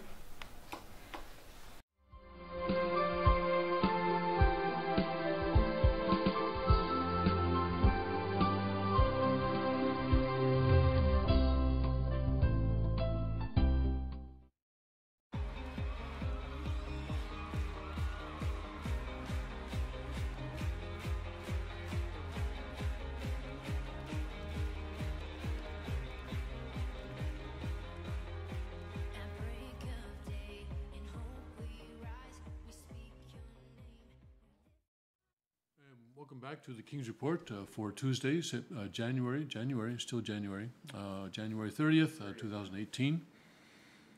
I was about to say September. We're not there yet. Jumping ahead. Time traveling. Tim Elder and Greg Nolan for the second King of Changu, Hyung Moon, and we're looking at now the headlines in some of the web news portals. I was going to go to Drudge, but before that I was just looking at some of the headlines in Fox. Of course, the top story is the lead up to the State of the Union, and who are POTUS and FLOTUS, special guests for the State of the Union, and Joe Kennedy III to deliver the State of the Union rebuttal. But also Maxine Waters is going to give her own. Oh, wonderful. Yes. That's like Saturday night. It's Tuesday Night Live Yes. instead of Saturday Night Live. I wonder if she's going to talk about impeachment, Tim. I don't know. Let's see. Opinion: Democrats should own their mistakes. Reach out to Trump voters in State of the Union response. Who are Congress members' special guests for the State of the Union? Democrats boycott. It's sort of a festival, isn't it? The State of the Union address each year. It's kind of a, politics has that, especially in America. Politics has a certain festival atmosphere. I mean, the party conventions every 4 years. You know, you have demonstrations and you have signs. You know, and also in the State of the Union, it's kind of that, not so much that, but still kind of that festival atmosphere. They say the polarization is the strongest it's ever been between the two parties. Yes. And I would say that's true. Now, you cannot be a Democrat and clap during President Trump's State of the Union address. It would be political suicide if you were to Yes. show any support Yes. whatsoever to any Trump victory or Yes. support of any initiative. Yes.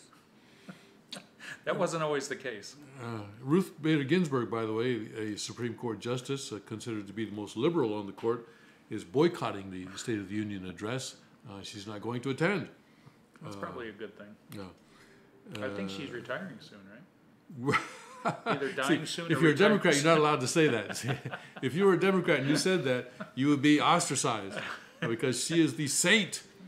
She is their last hope. So any discussion of her health or possibility of retirement is is not allowed. I think that's among Democrats. That's the real talk about impeaching Trump, is because if he stays in for 8 years, he's Yes. going to have at least 1 or 2 more Supreme Court justices At at least. his picking. At least, yes.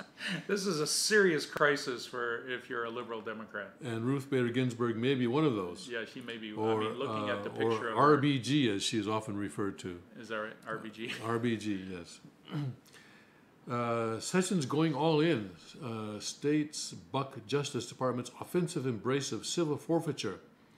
I want to go into this because this is something that is a system that I'm sure was set up with good intentions, but has extreme possibilities of misuse, and I think it has been misused. And I think states do go against it, and I think it's a good thing. Do Supreme Court justices, sorry to interrupt, do Supreme Court justices, do they have any medical exam that they have to, as they get older? No, I mean, they can have Alzheimer's, dementia, and they can still be a Supreme Court justice? Absolutely, yes. Really? Yeah, there's, Wow. unless the Senate impeaches them. The Senate can impeach them. They can't impeach a I mean, Supreme I'm sorry, the Congress can impeach them. Oh, okay. The House and the Senate. Like a super majority? Well, it's just like the presidential impeachment. Okay. Yeah. So it's 60% or more. Yeah, so the House on a majority vote, and then the Senate, there would be a Ratifies. procedural vote Okay. to end cloture. That would be 60 votes, I guess. And so theoretically, they can be impeached. And I think Has we that can ever go been back done? and we can go back in history and to see whether any Supreme Court justice has been impeached. I wouldn't be surprised if maybe it happened in the 19th century. I don't think it's happened in recent decades. I've never heard of that, yeah. I'll Yes. look it up. But the Congress's power to impeach extends to more than just the president. Judges can be impeached. And I think lower in federal court. 1803 there was one. Okay, 1803. Yeah. Well, that was way back in the beginning. Yeah, I don't know if that's the only. Anyway, let's go to this Sorry about that. civil forfeiture. But yeah, I think it would be interesting if someone does get impeached for being, of course they could be impeached now for being brain dead, but it's like, That's another story. oh, that's another story. Let's go to civil forfeiture. This is a real problem, I think. A 3-time Rotary Club Ambassador of the Year, Alabama car dealer Jamie Vibert was a hometown hero until being branded a felon. His alleged crime, selling 2 cars reportedly purchased with drug money, which in the eyes of an Alabama prosecutor made him a money launderer, guilty of taking dirty money. Vibert was arrested on June 24th, 2015, and $25,097 taken from his bank account. His mugshot was plastered in the local newspaper and Facebook accounts. His $2 million a year business was out of business. No one wanted to buy from us, Vibert told Fox News. People whispered, you buy from them, you go to jail. It cost us our business. With his reputation in tatters, Vibert dropped out of the Rotary Club, fell behind on house payments, and stopped going to church. He would go on to face 2 separate legal proceedings, a criminal trial on title fraud charge, and a separate related to civil asset forfeiture, even though he wasn't guilty. I didn't do anything wrong, Hibbert said. Is it Hibbert or Vibert? They changed it on us, didn't they? Who was cleared of charges in January 2016. He was cleared. Multiple court appearances, fees, and headaches later, he was finally able to get his $25,097 back. It only cost him $300,000, his business and reputation. The cases like Vibert, I guess Vibert is right, aren't a one-off. Reports of civil asset forfeiture abuses have spread across the United States at alarming rates. Pitched to the public in the 1980s as a legal way to take the ill-gotten gains of drug kingpins, critics say civil asset forfeiture has evolved into a corrupt, revenue-generating avenue for law enforcement to go after people accused of low-level crimes or, in some cases, no crime at all. The payout structure of asset forfeiture creates a civil incentive for law enforcement to start these proceedings, the critics argue. Police are empowered to take cash and other assets based on probable cause that it is in some way connected to criminal activity, even if the person is not charged with a crime. A national study found 60% of the 1,400 municipal and county agencies surveyed across the country relied on civil asset forfeiture as a necessary part of their budget. Oh, there's a money trail. Yes. And while anyone can have their assets seized under civil forfeiture, the burden is felt most heavily on the economically vulnerable, according to a new investigation from Alabama Appleseed and Southern Poverty Law Center. Okay, SPLC, red light, red light, red light. But we'll continue here because this is a much abused system. You know, it's supposed to be a way, as I said, of taking the money away and boats and houses away from drug kingpins. But now this instance that they show of this car dealer, it seems that's a pretty typical kind of situation. The findings also point to racial disparities. As is generally the rule in American criminal justice system, the law itself might be colorblind, but that doesn't guarantee that enforcement is, according to the report. Mobile attorney Chase Dearman has represented more than 50 people in civil forfeiture cases. In one case, Dearman said the police seized tens of thousands of dollars from a black man who had just cashed a $100,000 check from a workman's compensation settlement. Police stopped the man, found illegal drugs and paraphernalia on the property, and took his money. They also took a coffee table, 2 paintings, television sets, and the man's fiance's sunglasses. I've never had a Caucasian client who has had a narcotics officer unscrew the TVs from their walls and take them out the front door and confiscate them, Dearman told SPLC. However, it is a common occurrence with African-American clients. State prosecutors in Alabama filed 1,591 civil asset forfeiture cases in 2015. They fought to keep cash, cars, and other items taken by officers. In many cases, those suspects were not charged with any crime, SPLC wrote, but the grab-happy practice could soon be on its way out.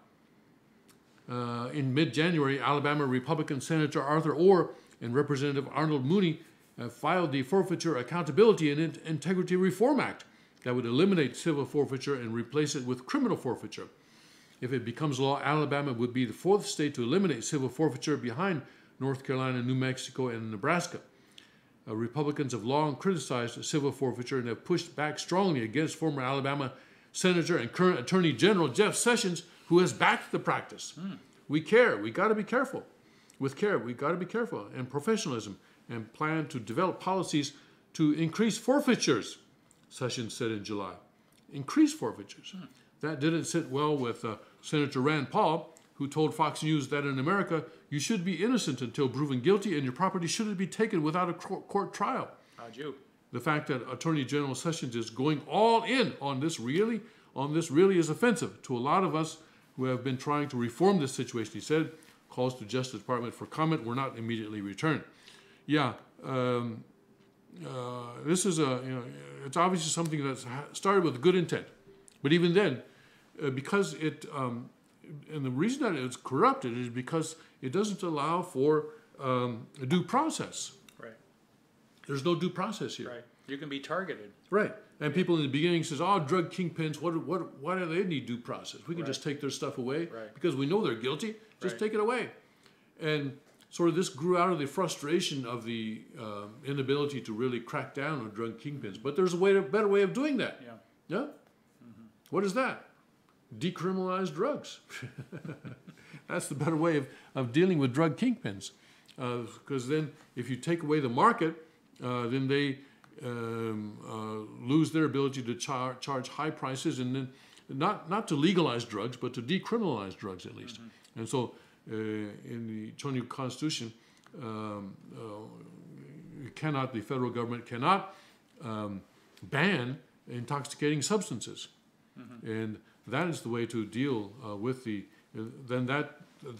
but they can regulate, cannot ban, but they may regulate intoxicating substances, just like cigarettes or alcohol.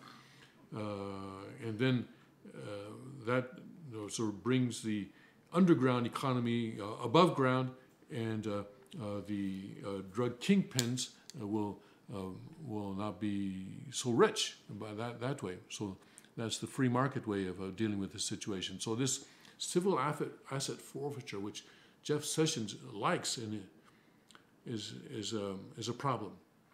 Is a problem. Especially being the head of the department now. Yes. That's an issue. If he has a disregard for individual rights Yes. like that, that's a serious problem. I'd like Yes. to hear more about his perspective on that, Yes. because he's usually a pretty level-headed But approach. you know, but he wants to go after marijuana users. He wants to push the war on drugs, and he wants to push the civil asset forfeiture. So, on these in these areas, he's wrong.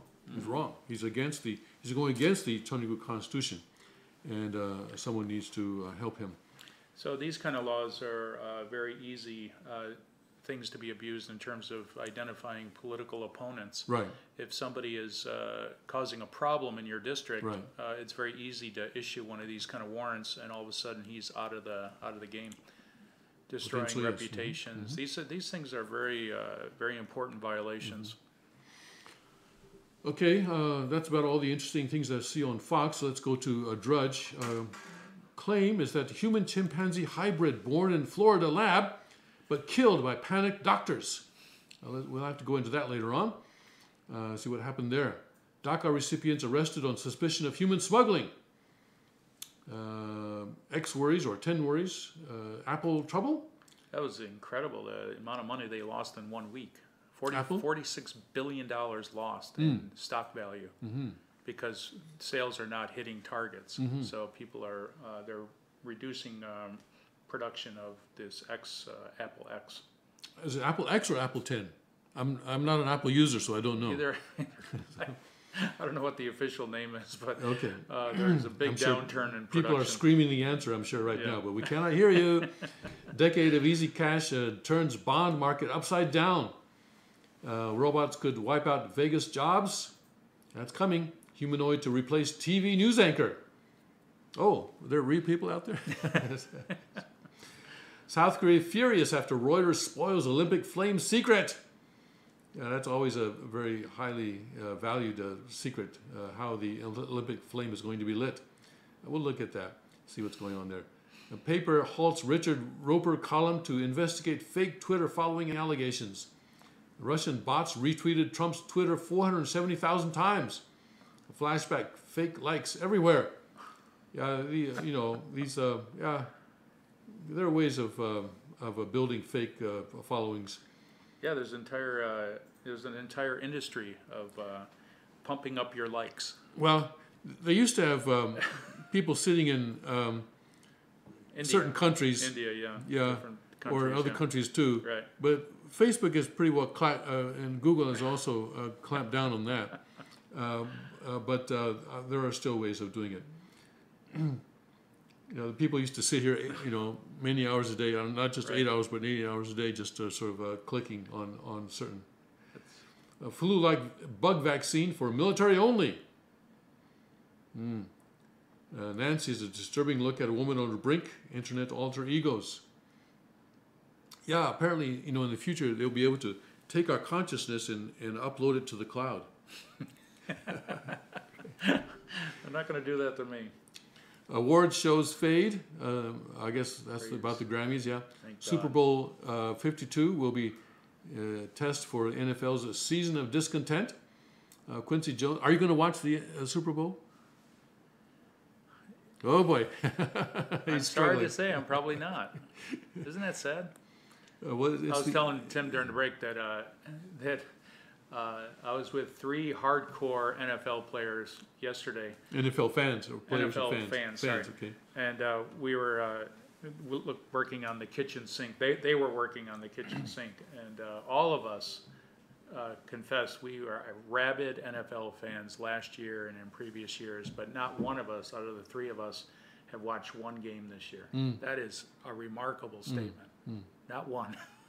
All frustrated that these spoiled athletes should not be lecturing to us about politics or about Right. how to think. I think that is, and the Grammys are in the same boat. Yeah, The Grammys the are whole Hollywood, yeah. even more so than the Right, NFL. yes, I mean, yes. they're up there for 3.5 hours lecturing to us how we should think. Yes. Forgive me, but you're there because of your music, not Yes. because of your political views. Or in case of Joey Villa, your dress. But Right. anyway. Okay, Quincy Jones rips Taylor Swift. We need songs, not hooks. Buchanan, like the Romans, we have become an empire. Is this the one that the article? No, that wasn't it. That was another one? That was another one. Okay, well, let's look at Buchanan. He's usually interesting. He's a pretty smart guy. Red lights flashing for Republicans before midterms. House chairman in competitive district announces retirement. Historically, and it could be, you know, this could be a pretty bad year for the Republicans. I don't know how it's going to turn out. Historically, black colleges struggling with rock bottom graduation rates. UK the Prime Minister May faces growing calls to quit. Farage is calling her UK maybe or UK maybe not. Half ton of undelivered mail found in postman's garage. That's what happened to some of those blessing kits. Yeah. It's in that and our donation garage. checks as well, yes. Yeah. A drug bust big enough to kill all in New York City and New Jersey. I think I saw that. I think that was fentanyl. And that was another Mexico drug bust. Yeah. Well, everything... Is that part of NAFTA? I don't know. I don't think drugs are coming in on NAFTA. No. Well, maybe so. With the the relaxed trade barriers, it might make it easier for drug dealers to get drugs across the border. Will everything stay in New Orleans if cameras capture it all? Starving soldiers loosen Maduro grip on military. That's a Venezuela. Got to feed his soldiers. If you're going to be a dictator, you got to feed your soldiers. You got to throw them some scraps. Yes, that's dictatorship 101. Yes. More bodies found in planters connected to alleged landscaping serial killer. Mysterious orange crocodiles mutating into new species. Animals giving up wild ways. 19 American travelers to Cuba report symptoms similar to those suffered by diplomats. RoboCop car could catch crooks all by itself. Imagine a robot giving you a ticket. Or handcuffing you. Or handcuffing you, yes. Maybe throwing you in the car without... Yes. German car makers under fire for tests on humans and monkeys. Black Panther first reactions, astonishing, iconic, will save blockbusters. Beckham finally gets Miami team. Cold winters testing limits of power grid, of energy grid. YouTube pranksters staging fake acid attacks in London. That sounds like a bad joke. A brain pacemaker could slow Alzheimer's. All right, well, that's probably good. No. No? No. No? No. No? You know what Alzheimer's is? Tell us. It's very similar to cardiac arrest, where blood has a difficult time reaching the heart. That causes a heart attack. It's the same closing of the arteries that cause restricted blood flow to the brain, which causes Alzheimer's and dementia. So what is the cure for almost everything in the human body? Vinegar. Vinegar helps. It's really more of a plant-based diet. I see. Where the blood allows the flow more easily. Whereas an animal-based diet restricts blood flow. A plant-based diet increases blood flow, which helps your heart, it helps your brain, it helps all different internal organs. So this brain pacemaker is not a good thing. It's like the stent for the heart. Stents do not help long-term the heart. It's a temporary fix, but oftentimes stents have to be replaced. So a brain pacemaker is not a good idea. It's better to look at your diet, look at your lifestyle, look at your stress levels. Those are long-term solutions to Alzheimer's and heart disease and diabetes. It's quite simple, actually. Quite simple. It is, but the pharmaceutical industries do not want that simple message to be spoken on mainstream media, because I don't know what the percentage is, but I wouldn't be surprised if it's 90% of mainstream media revenue comes from drug advertisements. So are you saying that we should all stop eating meat entirely? Reduce. Reduce? Reduce. Not eliminate? Not eliminate. You don't have to eliminate, but reduce. Rather than eating an 8-ounce steak, eat a 3-ounce steak. Enjoy it, but don't eat as much, because it does affect blood flow to the heart, to the brain, to all different parts of the body, and it causes all sorts of problems. Excessive amount of not just meat, but cheese. Cheese is a huge culprit in bad health, as well as other animal products. So just reduce. Enjoy your salad. As Dr. Furman says, let salad be the main dish. Let salad be the main dish. Yes, that's the main portion of your meal, and then the little side accessory should be animal product, rather than the other way around where you have this massive steak and you have a little side thing of iceberg lettuce. It should be the other way around, in my humble opinion. I see. All right. All right. Thank you, Liz. I'll take a break, a short break now, and we'll come back with more from a Chanigu perspective.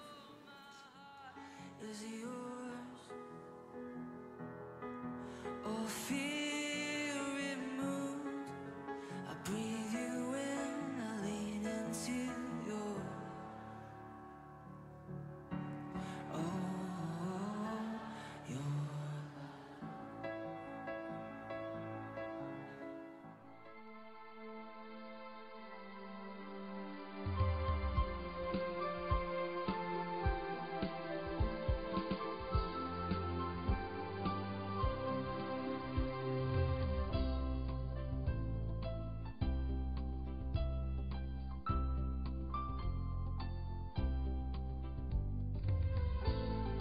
You're just willing to give it a try, and just let the universe and let God guide you from there on.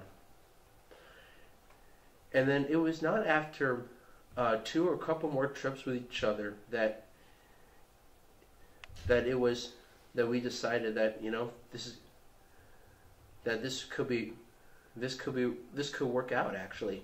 There was this really clear voice that came to me, like in that moment, where it was just saying like, well, Marshall hasn't rejected you, or Marshall sees you for who you are. And I kind of just like, I kind of had me dumbfounded for a moment. I kind of just sat there and I'm like, I started getting really choked up actually, and I'm like, oh my God. I'm like, and it was like that, in that moment, I like realized that everything that I've been praying for in terms of like having a man in my life, or like everything that I've been praying for God to have in a spouse, like I realized that all those qualities were in Marshall, and it was a really, really deep realization. And then I'm like, oh my God, everything I was getting frustrated about earlier and all that short temper means nothing anymore, because I realize now, like, it took some sifting through, but I mean, like, I see now that this is really the man that God wants me, and the man that God sent to answer all my prayers. And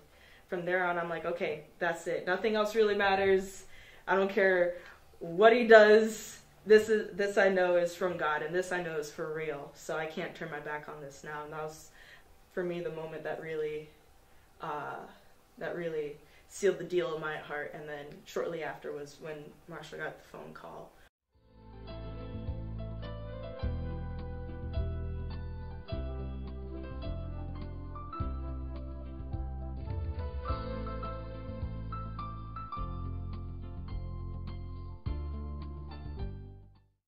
Car Arms, Magnum Research, and Auto Ordnance. The Car Firearms Group, with a diverse product line that blends American craftsmanship with cutting-edge technology. It's no secret why gun enthusiasts choose Car Firearms Group. From the Desert Eagle and Baby Desert Eagle made famous by Hollywood, the history of the 1911 and the Tommy gun, to the best in compact concealed carry. Car Firearms Group is not only the first name in personal defense, it's a name that has earned the respect of gun enthusiasts around the world. Concealment, innovative technology, value, accuracy, and history. Car Firearms Group, made in the USA. Visit car.com today.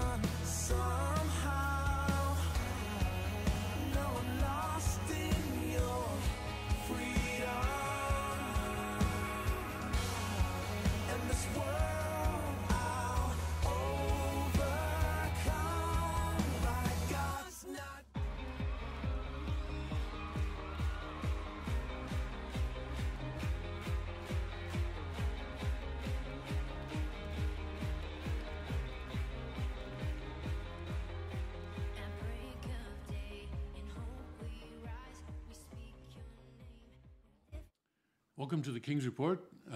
Again, that's our third hour for January 30th of 2018. Tim Miller and Greg Noel in for the second King of Cheonryuk, Hyung Moon. I'm so excited that I cannot get my... surprise for us? I have a surprise. Okay. Yes. If the tech team will show my screen. President Trump thank you dinner set is a headline in the News Eagle newspaper. Wow. Yes. Here, a story out of Matamoros. Executive Director Emeritus of Gun Owners of America, Larry Pratt, will be the keynote speaker for President Trump thank you dinner at the Best Western Hotel, 126th Street, Matamoros, on Saturday, February 24th. There will be a VIP reception at 5 p.m. Pratt will review the Reciprocity Act and other issues related to Second Amendment freedoms. The event is co-sponsored by Pastor Sean Moon of the Rod of Iron Ministries of Newfoundland, Wayne County. Wow. Justin Moon, president of Car Arms Tommy Gun Warehouse in Greeley, and the Independent Gazette. Tickets are $50 per plate, $100 per plate, and VIP reception. Tickets can be reserved online at www.rodofironministries.com. I tried that link yesterday. Let's see if I have it. Car Arms has donated an AR-15 rifle, which will be raffled off at the event. All proceeds will benefit the Gun Owners Foundation. An objective of the event is to support the passage of H.R. 38, Concealed Carry Reciprocity Act of 2017, which, after passing the U.S. House of Representatives, is now in the Senate Judiciary Committee. The bill, if passed into law, will allow concealed carry license owners to cross state lines without fear of harassment or arrest. Pastor Sean Moon, the son of the late Unification Church leader Reverend Sung Myung Moon and founder of Sanctuary Church and Rod of Iron Ministries, will speak on the sovereign rights of citizens to keep and bear arms. Wow. He will also speak on the responsibility of members of the body of Christ to build and defend God's kingdom on earth. Tickets are limited and are sold on a first-come, first-served basis. Wow. Awesome. Good article. Good article. Who wrote that? Not sure. Was this based on a release? Press release? I don't know. It's an unsigned article. Anyway, whoever arranged this did a good job.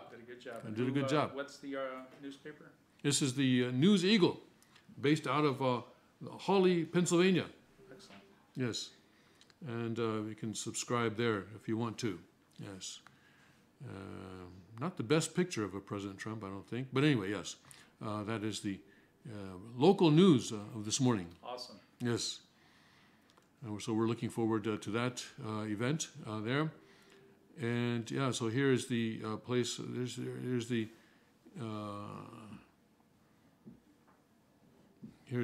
page where you can reserve your place for that dinner. There's a wonderful edited video Yes. of the king giving a wonderful sermon on the Rod of Iron, part 3. Mm-hmm. All right. That's an hour and 27 minutes, so we won't go into it now. No, it's a really excellent summary review of the importance of the Rod of Iron and standing up as sovereign kings and queens in the coming kingdom. So it's a good sermon. That's good. Okay. Also in Pennsylvania, looking at the Pennsylvania local politics, the 8 hottest races in the 2018 Pennsylvania elections. We need to be aware of this, I think. First of all, of course, the governor, Tom Wolf, a complete socialist who is currently governor, is being challenged by one of 4 Republican candidates, and the Republican primary will be on May 15th to decide which of the 4 will challenge Governor Tom Wolf in the November election. Governor Tom Wolf is seeking a second term, and 4 Republicans, Laura Ellsworth, Paul Mango, Mike Turzai, and Scott Wagner, are gunning for him in what is expected to be a highly contested primary. Gunning for him? Gunning for him, yes. This is, after all, Pennsylvania. That's right. And they're all Second Amendment people. Yes. The stakes, nothing less than whether Pennsylvania, with unassailable Republican majorities in the state legislature, goes all in on this conservative moment, or whether the state reclaims its purple policy shades for another 4 years. Not just purple, wow. So the size of the state house, it's not officially on the ballot yet, but it's quite possible Pennsylvania voters will be asked this fall to determine whether they want to shrink the size of the State House of Representatives from 203 to 151 seats. Who was it we had on the King's Report who was actually against this, saying that we actually want more representation? In other words, we need wider representation. Right. So, for example, if you're shrinking the argument in favor of this, well, let's go through this here. In an age of frustration, it might have a lot of gut-level appeal, but there's much to be learned about the possible effects on representation of Pennsylvania's rural communities, minorities, and other groups. This debate gets teed up if the House and Senate pass the triggering resolution this spring. So this is I guess this is the map, the current map of the state legislature districts. In the Chengdu Constitution, it's... It might have been Bob in our time calling for greater representation in smaller districts. I think it was... Okay, maybe so. In the Chengdu Constitution, there's one member of the House of Representatives for every 2,100 population. Yeah. So in that case, this map would be much smaller. It'd be a camo map. It would be a camo map. A digital camo map. If you're reducing the number of seats in the legislature, that means that each member of the House or each member of the legislature is representing a much larger number of people. And that means that it makes the legislator that much farther away from the common person. So reducing the size of the legislature, although people say, oh, it saves money, but that's not the point. If you want to save money, make them serve voluntarily. In some states, members of the state legislature don't get paid more than like $100 or $200 a year. Right. Yeah? It's supposed to be a service. Right. It's supposed to be a servant of the people position. That's right. Not a money-making position. Yes, that's right. So there are other ways to save money. Cut their pay if you want to save money. I would be against. And what happens with larger representation is you have larger staff. That's right. You have a whole, you have a media staff. You have a whole public relations staff. You have all these different people around you, bodyguards. So I think, this kind of like a volunteer position is a good idea. And what happens psychologically is then people in those districts feel well represented. Yes. And they feel like they want to be involved because they can actually make a difference. Yes. The larger the districts, the more people feel disempowered. Yes. Looking very critically at this, it looks like though that will be on the ballot this coming November. Moving on from Meehan, U.S. Representative Patrick Meehan is giving up his 7th district seat in the U.S. House of Representatives after being ousted in the New York Times last week for settling a workplace harassment claim with a former female staffer. This unexpected open seat in Philadelphia suburbs will quickly become the hottest House race in the state as the Democrats seek to make gains nationally. I think was it that he settled it with taxpayer funds? I'm not sure. He's a Democrat or a Republican? Republican? He's a Republican. Republican. Yeah. So the Democrats want to take this seat. And two ways that the Democrats are trying to increase their representation from Pennsylvania this year, of course, is that one, they're just trying to completely redraw the congressional map, as we've been following, and I think I already explained in an earlier this morning. Challenging Mike Stack. It seems like a cast of thousands is preparing to unseat Lieutenant Governor Mike Stack, who apparently means next to nothing to Wolf as a governmental partner. The official office works that way because of quirks in the state constitution that provide for candidates to be nominated separately from the governor. Whether or not this Democratic primary will be interesting. Stack, because of his Philadelphia base, has got a chance to stay in the general election picture because of too much fragmentation in the opposition. Filling the 15th. Until Meehan's political implosion, the race for the Lehigh Valley anchored 15th congressional district had looked to be another hot one, if only because it was the most swinging of the anticipated open house seats in Pennsylvania. So here again, the Democrats are trying to make gains here. Political pundits see the 15th as center-right, but generally agree that it could swing to the Democrats if the candidate and the conditions are right. And more Casey. So as we said, Bob Casey, the senator from Pennsylvania, is up for re-election this year. Did you know that Pennsylvania has had a member of the Casey family in some statewide elected office continuously, with the exception of 95 to 96 for the past 32 years? So it's kind of a dynasty in Pennsylvania. There was a Governor Casey. That's not quite the league of the Kennedys in Massachusetts, but it's pretty impressive nonetheless. So this is people see this as shaping up as a referendum on President Trump, since Barletta was an early Trump supporter, Barletta being the front runner in terms of the Republicans, and also the Republicans will decide on May 15th who to put up against Casey.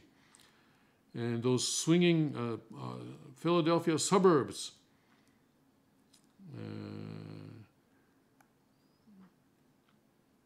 All right. So it seems like right now politicians are kind of like, at least the media is trying to sway politicians not to associate themselves with Trump. Yeah. That would not be a political advantage for them to do so. Anybody that aligns themselves as a Trump supporter could be threatened, but I think the exact opposite is true. Well, this is what they were saying in the presidential election last year. Right. That anyone who is aligned with Trump is going to lose big, and anyone aligned with him is going to lose big. Right. But Trump won, and anyone aligned with him actually also won. Right. So, I think politicians pretty well understand what's going on there. Yeah. Let's look a little bit more closely at this whole thing of the Pennsylvania congressional districts. This is an opinion piece in Penn Live. We'll look at what he says about the gerrymandering. We all want the best, but surveys and polls consistently show that we don't think we're getting the best representatives in Congress and the state legislature. If gerrymandering, gerrymandering comes from sort of the word salamander, and the first guy to do this was a Jerry, and so gerrymandering. I think that's where it comes from. He was a Jerry. What do you mean? His name was Jerry. Yeah. That was his name. Yeah, is gerrymandering the reason why so few citizens run for elected office and the same ineffective incumbents get reelected?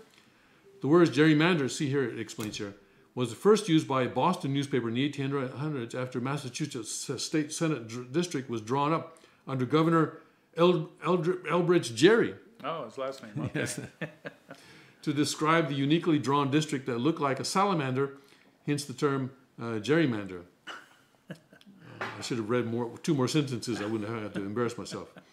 The process of redrawing congressional districts is done every 10 years after the constitutionally required census. The goal is to get about the same number of citizens in each congressional district.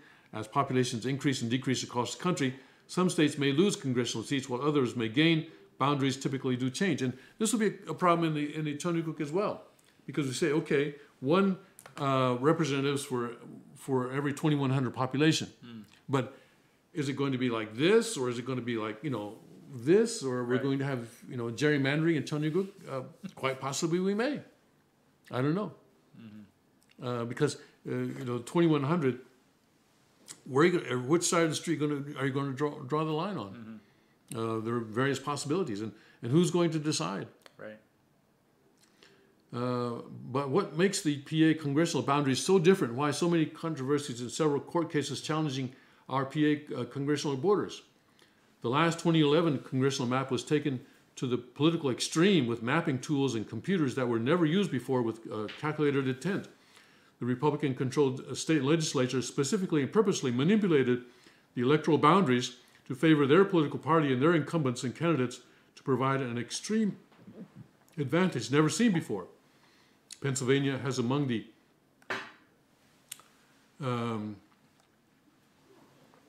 where I lost my place here. Pennsylvania has among the most extreme and unusual gerrymandered districts, with the Pennsylvania 7th District having the most unusual and erratic shape, while the 5th, 10th, and 11th are large, oddly shaped with little commonality. So if you look at the 10th District where we are in, it's a huge district that covers a whole swath of land, but the number of people who live there is similar to very small districts in the Philadelphia area. because so many seats are safe, fewer and fewer eligible citizens seek public office through the electoral process. That's another issue with the U.S. House of Representatives. It used to be said that in the days of the Soviet Union, that the Soviet Politburo had a higher turnover than the U.S. House of Representatives. Because if you are an incumbent and you decide to run, there was well over a 90% chance that you were going to win, because the power of the incumbency is so great. Of course, there's name recognition, but also you get certain perks as a member of the House. I think a lot of press coverage. A lot of press, and also I think that they get preferential treatment in terms of their mail. You can send out reports of what you've been doing in the House. I think for free. I think U.S. Postal Service sends without any cost. That also, but will that be reduced when we have only 2,100 population for each representative? I don't know. Yeah, they'll go out and hang out in the coffee shops and talk to people. The most common name on election ballots across Pennsylvania year after year is "no candidate filed," because people don't want to go up against the incumbent. That's a problem. That's sad. Gerrymandering has thus reduced the supply of good candidates from whom to choose. Gerrymandering weakens the overall electoral gene pool. Republicans allege that Democrats do the same thing when they control the state house, but Democrats never did it to the extent. Well, that's because the difference in technology. So, but it's true that the Republicans did go all out last time because they had the ability, the technology. Extreme gerrymandering by creating safe seats for incumbents also causes many Republican primaries to be uncontested. So we do not even get the best of the Republican gene pool. In 2016, the PA 10th Republican incumbent had no opposition in his primary. We're the PA 10th. That's Tom Marino. More Republican candidates have recently announced to run in the 9th and 11th congressional districts, where the incumbents have chosen not to seek re-election, creating an open primary. As a candidate who ran for the PA 10th congressional district in 2016, so he ran, I know the challenges of an extremely large and oddly shaped gerrymandered district. In 2016, when it was apparent that no candidate filed on the Democratic primary ballot, I ran as a write-in candidate. The very large size and gerrymandered shape of the PA 10th made campaigning more difficult than it should be. It is about a 4-hour and 200-mile drive from the southwest part of this district to the northeast part of this district. The best route also passes through the 11th and 17th districts to get back into the 10th district. It is difficult to campaign in large, expansive districts. Likewise, it is also more expensive and longer for constituents to personally access their representatives in their few and remote district offices. Large and confusing districts also make it easier for your representative to not be accessible when they want. At times, one needs a detailed street map to make sure you are campaigning in the correct district. Gerrymandered congressional districts split counties and communities with shared interests. The 10th also contains 3 different river watersheds, the Juanita, the Susquehanna, and the Delaware. Constituents neither know who their representative is, nor the congressional district where they live. I have if I can bring that up quickly, I have a map of the Pennsylvania districts, and it shows how it makes a point actually of here we go. Let's see how fast my computer can bring that up. It makes a point actually of what he's saying, because the 10th where we are is actually a very, very large district that sort of goes all the way around like this, and there's so here you see it now on my screen. Here's the 10th district. This is what he's talking about. So the 10th district goes, here we are right here, all right? We're here in Matamoros on one extreme. And our congressman actually, Tom Marino, right, lives in Williamsport, all right? Now, actually, the congressman for the 17th district lives around here near Wilkes-Barre. So he's actually much closer to us. So that's the kind of thing that he's talking about. I mean, not that I have anything against our current congressman, but just saying that these kinds of districts make it more difficult for people to access their congressman. We'll see what. So now this map that you see now is no longer in effect. It's been ruled unconstitutional. This is an unconstitutional map, according to the Pennsylvania Supreme Court. Of course, that's being appealed to the U.S. Supreme Court, and the U.S. Supreme Court hasn't yet decided whether or not it's going to take the case, but we'll see. And then down here, if we can get if I can enlarge this map somehow, I don't know if I can. But here down in Philadelphia, see this 7th district, it goes like that, like that. And there's a very narrow land bridge right there, and this is still 7th here. And there's a very narrow land bridge like here, so it's all contiguous, but they specifically grouped together certain people so that they could guarantee a certain person would be elected, or a certain party would be elected. And so it is. Oh, here we. Let's see if I can.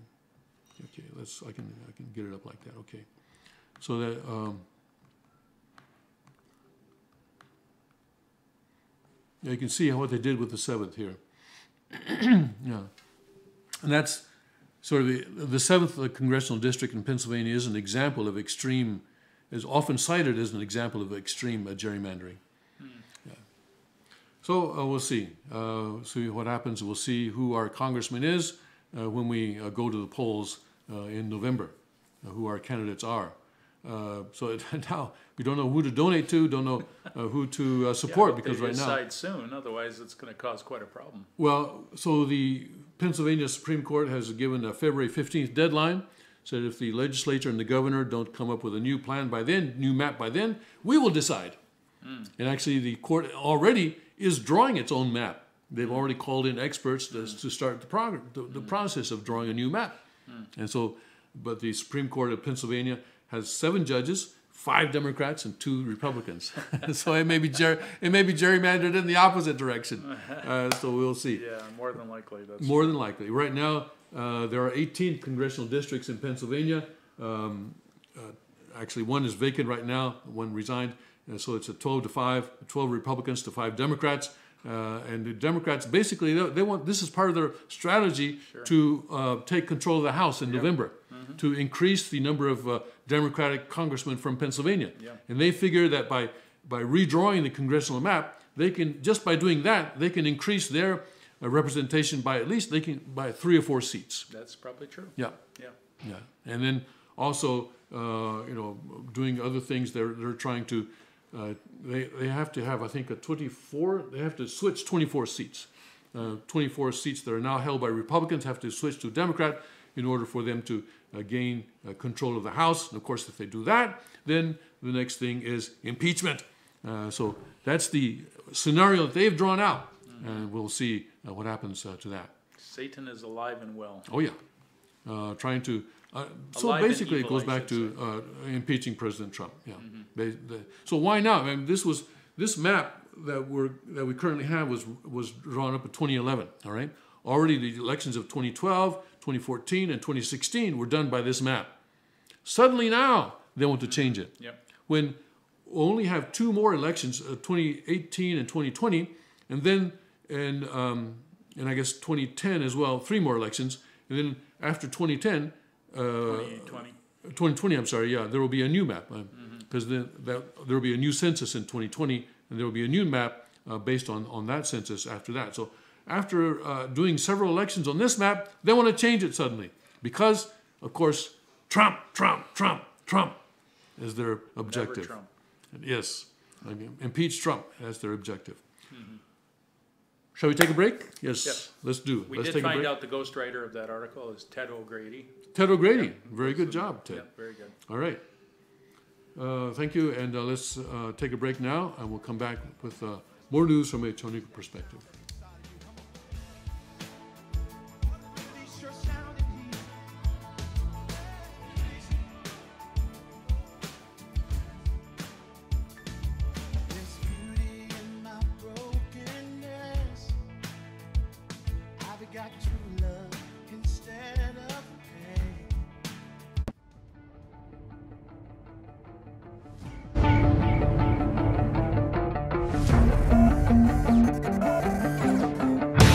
I'm down here at the range today. I just learned a new technique from the father of the .44 Magnum, Elmer Keith, which is called shooting out of the notch, which allows you to make really long distance shots and still have an extremely precise sight picture.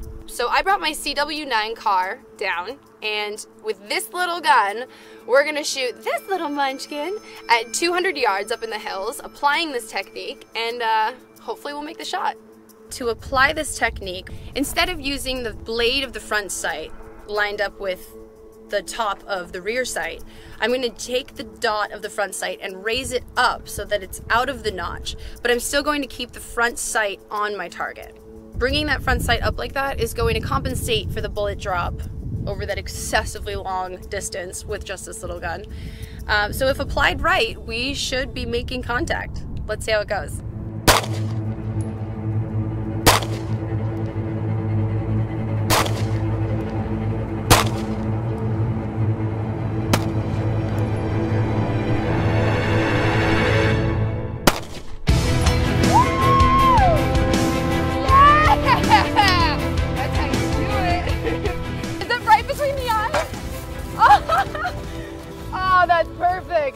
I saw this shot, so I'm a little bit out of breath because you gotta run to make sure that is what I thought it was, and it was.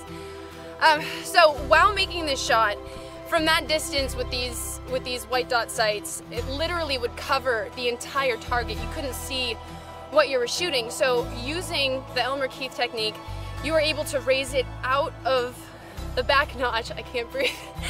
Out of the back notch, allowing you to keep your accuracy, aim, and also still see the target, which is key because it was a hard shot, not gonna lie. But yeah, it went great, and Elmer knows what he's talking about.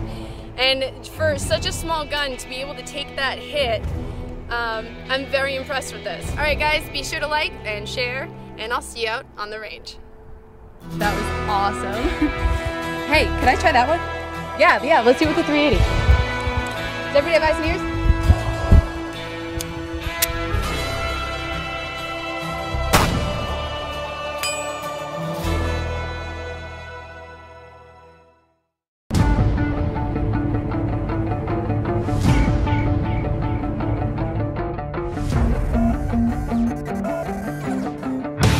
I'm down here at the range today. I just learned a new technique from the father of the 44 Magnum, Elmer Keith, which is called shooting out of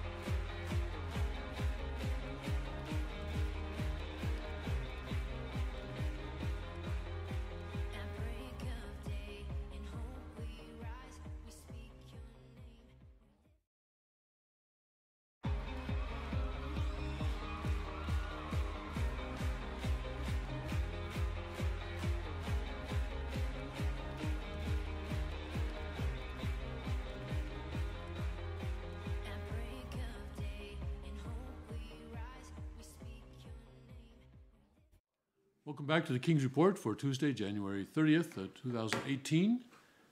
Tim Elder and Greg Knoll, and for the second king with Hyung Moon. And let's look at this article. It's kind of a clickbaity article, but going ape inside the bizarre world of human-chimp hybrids known as human Z's, as a renowned scientist claims one was born in a Florida lab before being killed by panicked doctors. But apparently, this is not something that happened recently, but it happened back in the 1920s. Gordon Gallup, who coined the term human Z, claimed that his former university professor told him the bizarre crossbreed was born at a research facility. A human chimpanzee hybrid was born in a Florida lab 100 years ago before being killed by panicked doctors, claims a renowned scientist. Evolutionary psychologist Gordon Gallup coined the term human Z, which refers to a human-chimp crossbreed, a scientifically possible hybridization which was attempted throughout the 20th century. But still has never been done. Well, the king actually has said that his sources say that it has been done. And especially China especially has been doing this kind of thing because, they have no ethical or legal restrictions on this type of thing. I mean, if human beings are just material, then why not do this kind of a thing to see what comes of it? Right. In this case, that was 100 years ago. You would think there would be a lot of development since then. Yeah, one would. So, yeah. So in this case, they inseminated a female chimpanzee with human semen from an undisclosed donor and claimed not only that pregnancy occurred, but the pregnancy went full term and resulted in a live birth. But in a matter of days or few weeks, they began to consider the moral and ethical considerations, and the infant was euthanized. Under the Chinese Constitution, this kind of a being would not have human rights. Of course, this newspaper prints a photograph of the Planet of the Apes. And I don't know, maybe that movie was inspired by this, I don't know. In 1968. Soviet scientist Ilya Ivanov failed in his controversial attempts to create a human Z. So the most infamous human Z project was conducted by Russian biologist Ilya Ivanov, also in the 1920s, who tried and failed to create a Soviet super soldier using human sperm and female chimps. Another reported case happened in Maoist China in '67, where a female primate became pregnant with a human hybrid only to die from neglect after the lab scientists were forced to abandon the project following the outbreak of the Cultural Revolution. Gallup's term human Z became well known in the 70s after the emergence of a creature known as Oliver, a bald chimp who walked on his hind legs. But tests conducted on Oliver in '96 proved once and for all that the animal had 48 chromosomes and was therefore not a human hybrid.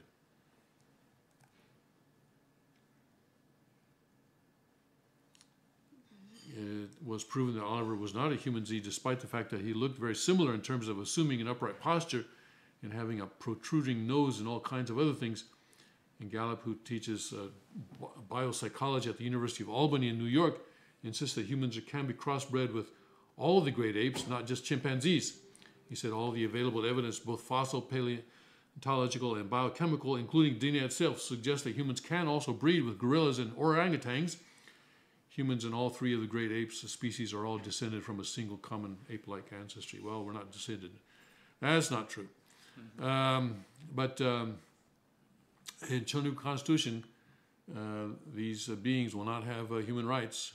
Well, there's been no missing link discovered to date, so I think that professor's taking great liberty in saying that. That's his faith. His bias. I believe that not they based all, on any science, but I believe. I believe that they all come from the same tree or whatever. All right, shall we look at Buchanan and see what he has to say this morning? Yeah. He's publishing his in World News Daily. Do you have it open there? No, unfortunately, my computer's down. Oh, your computer's down. Oh, my. If Turkey, see, what happens, if we have a self-driving car and the cop stops you and he says, "Oh, I'm sorry, my computer's down." Well, why were you weaving? Oh, my computer is going off and on. If Turkey is not bluffing, U.S. troops in Manbij, Syria could be under fire by next week's end and NATO engulfed in the worst crisis in its history. Well, because Turkey is a NATO member. Because, of course, when NATO was formed, people thought it would be a good idea to have a NATO member under the Soviet Union's underbelly there. It was a good idea at the time. Turkish President Erdogan said Friday his troops will cleanse Manbij of Kurdish fighters alongside whom U.S. troops are embedded. Erdogan's foreign minister demanded concrete steps by the U.S. to end its support of the Kurds, who control the Syrian border with Turkey east of the Euphrates, all the way to Iraq. If the Turks attack Manbij, the U.S. will face a choice: stand by our Kurdish allies and resist the Turks, or abandon the Kurds. Should the U.S. let the Turks drive the Kurds out of Manbij and the entire Syrian border area with Turkey, as Erdogan threatens, U.S. credibility would suffer a blow from which it would not soon recover. But to stand with the Kurds and oppose Erdogan's forces would mean a crack-up of NATO and loss of U.S. bases inside Turkey, including the air base at Incirlik. That was used, I don't know if it's still being used by spy airplanes, of course. I think that was where the U-2 spy plane that was shot down by the Soviets in the Eisenhower days. I think that's where it may have been taken off from. Turkey also sits aside the Dardanelles, entrance to the Black Sea. Yes. NATO's loss of Turkey would thus be a triumph for Vladimir Putin, who gave Ankara the green light to cleanse the Kurds from Afrin. Yet Syria is but one of many challenges to U.S. foreign policy. Of course, Father visited Turkey. He visited Istanbul in 2011 and gave a speech there about Jesus. In 2011. Yes, as part of his tour of Europe that year. And it was not too popular. That was where also, as the second king points out, he referred to Muhammad as the devil. That, yes. He said the M of Muhammad stands for Ma. Ma in the Chinese character is the character for devil. And you can be put to death for such a statement. Could be, yes. Yes. Turkey also sits aside.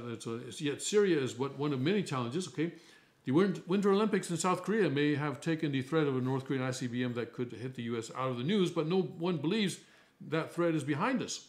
Last week, China charged that the USS Hopper, the guided missile destroyer, sailed within 12 nautical miles of Scarborough Shoal, a reef in the South China Sea claimed by Beijing, though it is far closer to Luzon in the Philippines. The destroyer, says China, was chased off by one of its frigates. If we continue to contest China's territorial claims with U.S. warships, a clash is inevitable. In a similar incident in Monday, a Russian military jet came within 5 feet of a U.S. Navy EP-3 Orion surveillance plane in international airspace over the Black Sea, forcing the Navy plane to end its mission. The U.S. relations with Cold War ally Pakistan are at rock bottom. In its first tweet of 2018, President Trump charged Pakistan with being a duplicitous and false friend. Of course, Pakistan is actually very close with China. Yeah, they've sold out to China. Yes, because they have the thing with India. Pakistan and India have been basically enemies for a long time. Well, ever since the British pulled out after World War II and divided their area into supposedly Islamic country, Pakistan, and then supposedly majority Hindu country, India. So they've been fighting, Pakistan have been fighting, and India and China don't get along because of the common borders and so forth. And so because India and China don't get along, and India and Pakistan don't get along, so Pakistan and China do get along. That's the way it works. Yep. The United States has foolishly given Pakistan more than $33 billion in aid over the last 15 years, and they have given us nothing but lies and deceit, thinking of our leaders as fools. They give safe haven to the terrorists we hunt in Afghanistan with little help. No more. That was Trump. See, that's $2 billion a year right there. So you build the wall. Yeah, there you go. Build the wall. As for America's longest war in Afghanistan, now in its 17th year, and the end is nowhere on the horizon. Exactly, There's no end on the horizon. There's no light at the end of the tunnel on that one. A week ago, the International Hotel in Kabul was attacked with and held for 13 hours by Taliban gunmen who killed 40. Doesn't mention that many of those were Americans. Midweek, a Save the Children facility in Jalalabad was attacked by ISIS, creating panic among aid workers across the country. Saturday, an ambulance exploded in Kabul, killing 103 people and wounding 235. Monday, Islamic State militants attacked Afghan soldiers guarding a military academy in Kabul. With the fighting season 2 months off, the U.S. troops will not soon be departing. Fighting season means that, not the winter. It's hard to fight in the winter. But now, as spring comes, the fighting season will be coming. If Pakistan is indeed providing sanctuary for the terrorists of Haqqani network, how does this war end successfully for the United States? Last week, in a friendly fire incident, the U.S.-led coalition killed 10 Iraqi soldiers. The Iraq War began 15 years ago. Yet another war, where the humanitarian crisis rivals Syria, continues in the Arabian Peninsula. There, the Saudi air, sea, and land blockades that threatens the Yemeni people with starvation has failed to dislodge Houthi rebels who seized the capital Sana'a 3 years ago. The weekend brought news that secessionist rebels, backed by United Arab Emirates, have seized power in Yemen's southern port of Aden from the Saudi-backed Hadi regime fighting the Houthis. These rebels seek to split the country as it was before 1990. And at that time there was a North Yemen and South Yemen, and at that time it was South Yemen that was communist. Iran, Saudi Arabia, and the UAE appear to be backing different horses in this tribal, civil, sectarian war into which America has been drawn. There are other wars, Somalia, Libya, Ukraine, where the U.S. is taking sides, sending arms, training troops, flying missions. Like the Romans, we have become an empire committed to fight for scores of nations with troops on every continent and forces in combat operations of which the American people are only vaguely aware. I didn't know there were 1,000 troops in Niger, said Senator Lindsey Graham when 4 Green Berets were killed there. We don't know exactly where we are in the world militarily and what we're doing. No, we don't, Senator. As in all empires, power is passing to the generals. And what causes the greatest angst today in the imperial city? Fear that a 4-page memo worked up by the House Judiciary Committee may discredit Robert Mueller's investigation of Russiagate.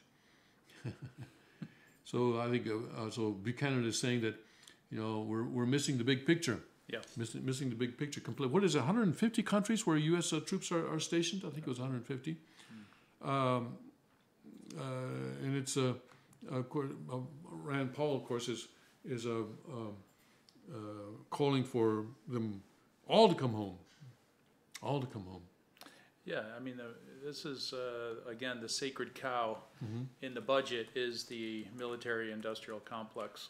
And, of course, there's a lot of jobs associated with the military, but you cannot criticize the military, and I think this is dangerous. We have to have accountability within our military in terms of expenditures as we go further and further, spiraling out of control in terms of our debt.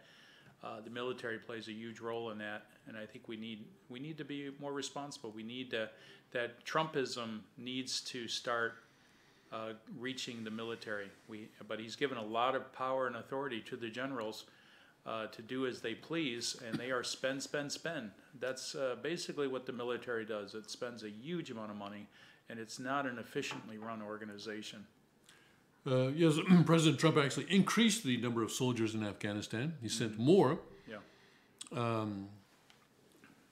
At the time, I expressed hope, and I still have that hope, that he has set some kind of a deadline, saying, okay, you can have more, but you got to go in and do the job. Do the job. And with ISIS, they did. Yeah. And they're doing with ISIS. Yeah. But with Afghanistan, as Buchanan pointed out, we're in the 17th year of that war with no end in sight. It's it could go on 20 years, 30 years or more. A lot of success or failure in war depends on terrain, and Afghanistan is one of the most harsh terrains in the world.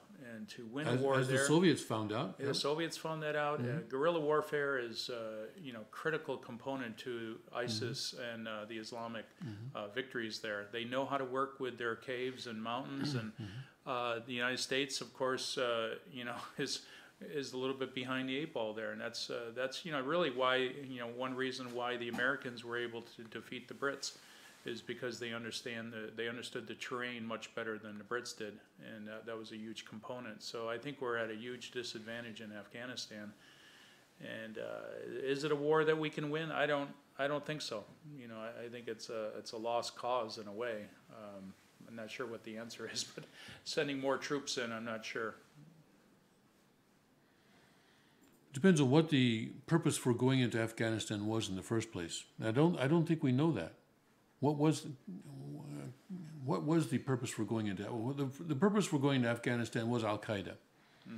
Al Qaeda was based there. Osama bin Laden was based there. Probably should have gotten out when we killed him. Yeah. Probably that was a chance to say, okay, we've achieved our objective. We're going out. So why are we still there? Aside from the poppy fields. Anytime we retreat, then immediately the Islamic Sharia law comes back into power in local villages. So, I'm not sure Is that our problem, though? Exactly. I mean, I'm sorry, but People have to take responsibility for their own countries. I mean, Right. same with Venezuela. Some people have been talking about sending troops down to Venezuela. That would be an extremely bad decision. That would be but with Afghanistan.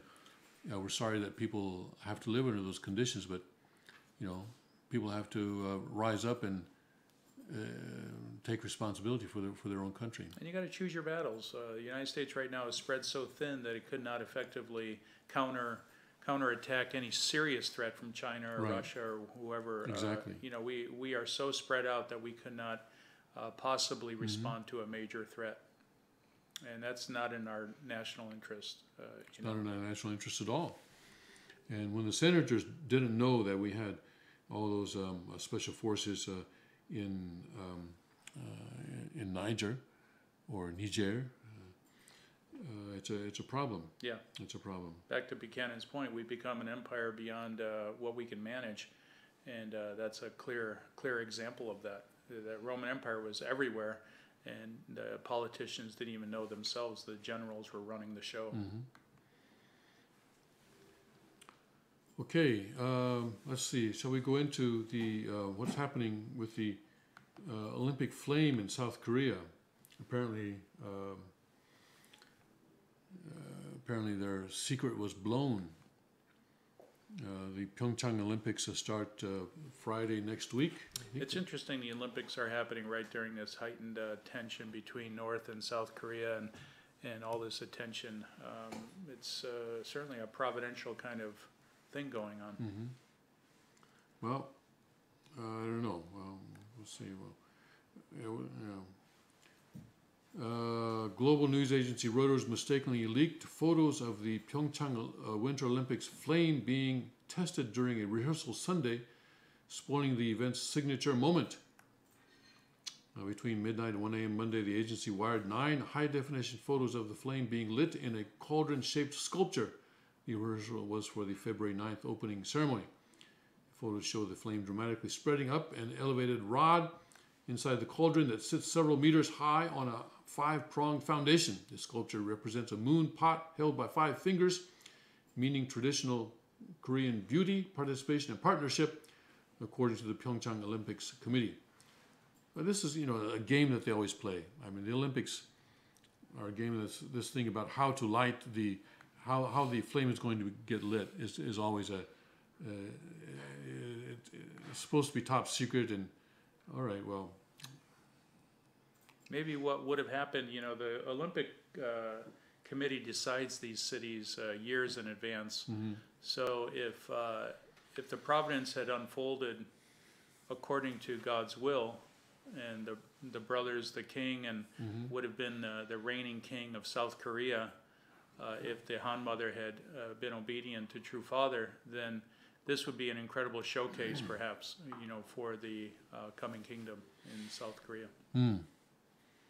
I was pointing out a few days ago that if you go back and trace this whole thing of the elite class trying to rule the world, I think you go back to the International Olympic Committee. You go back to 1894 when a group of people decided to get together and revive the Olympics, and then they had their first Olympics in Athens in 1896.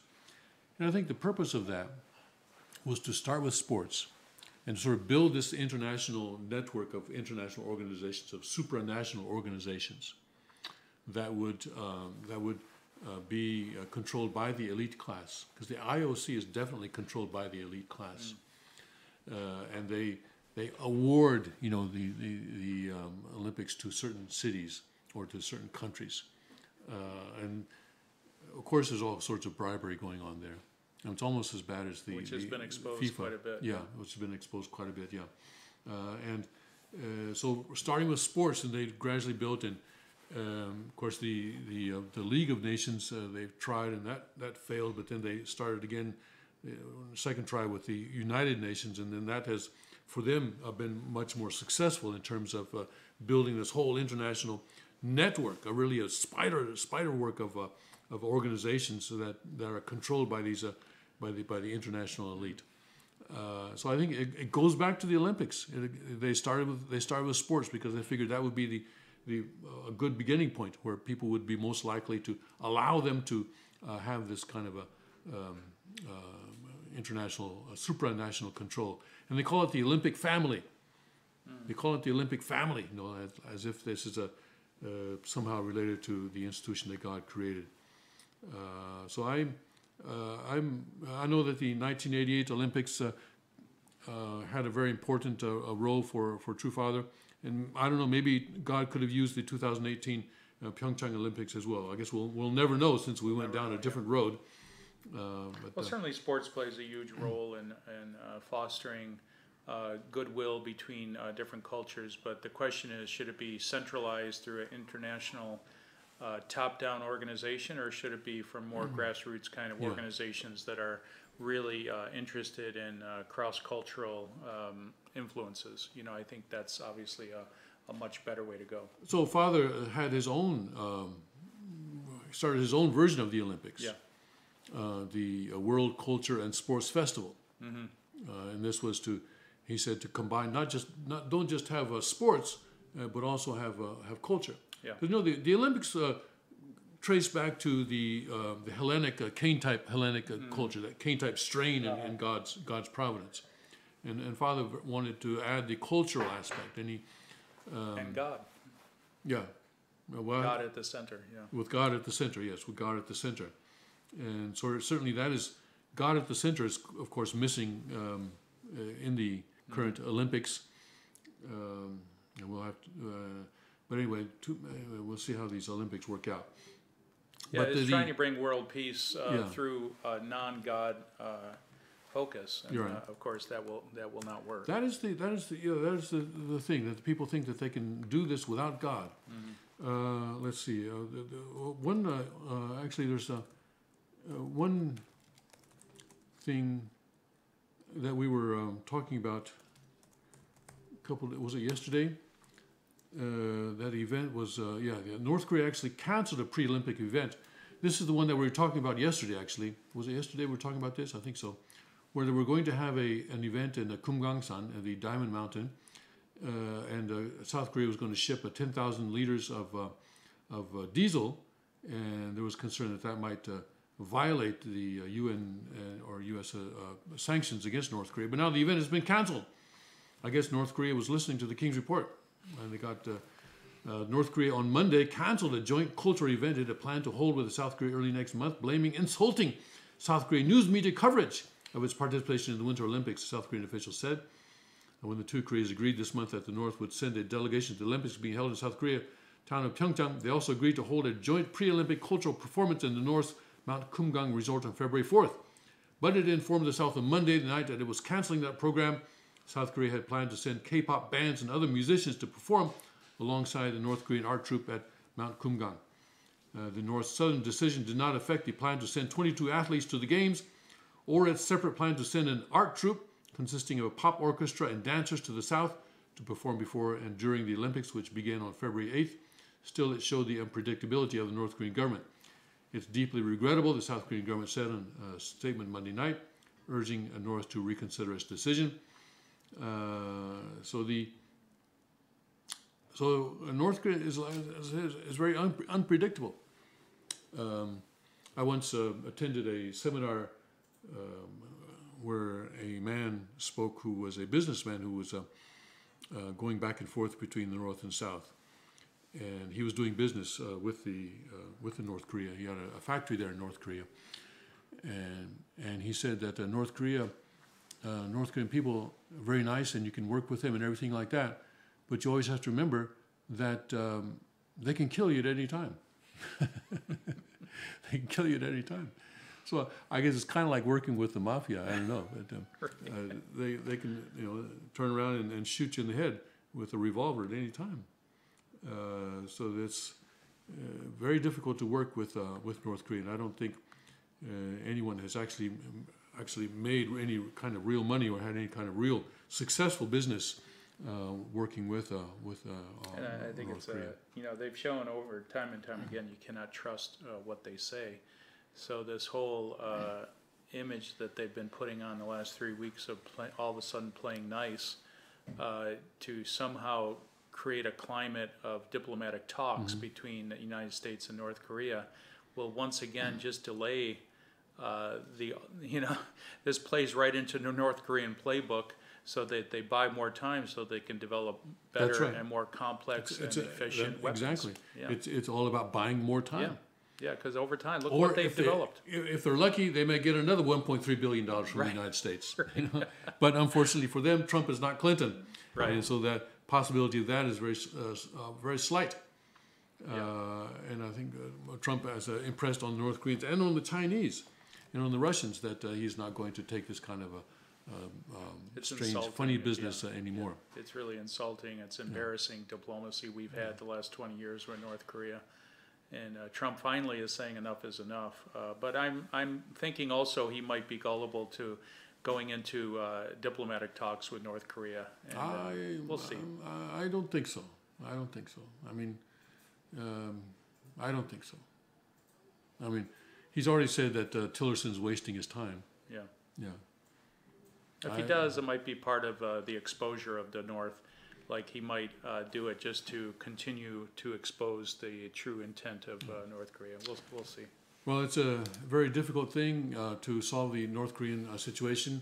We don't know what assets are available to the United States president, but we hope that he will make use of whatever assets are there to solve this situation without too much human sacrifice.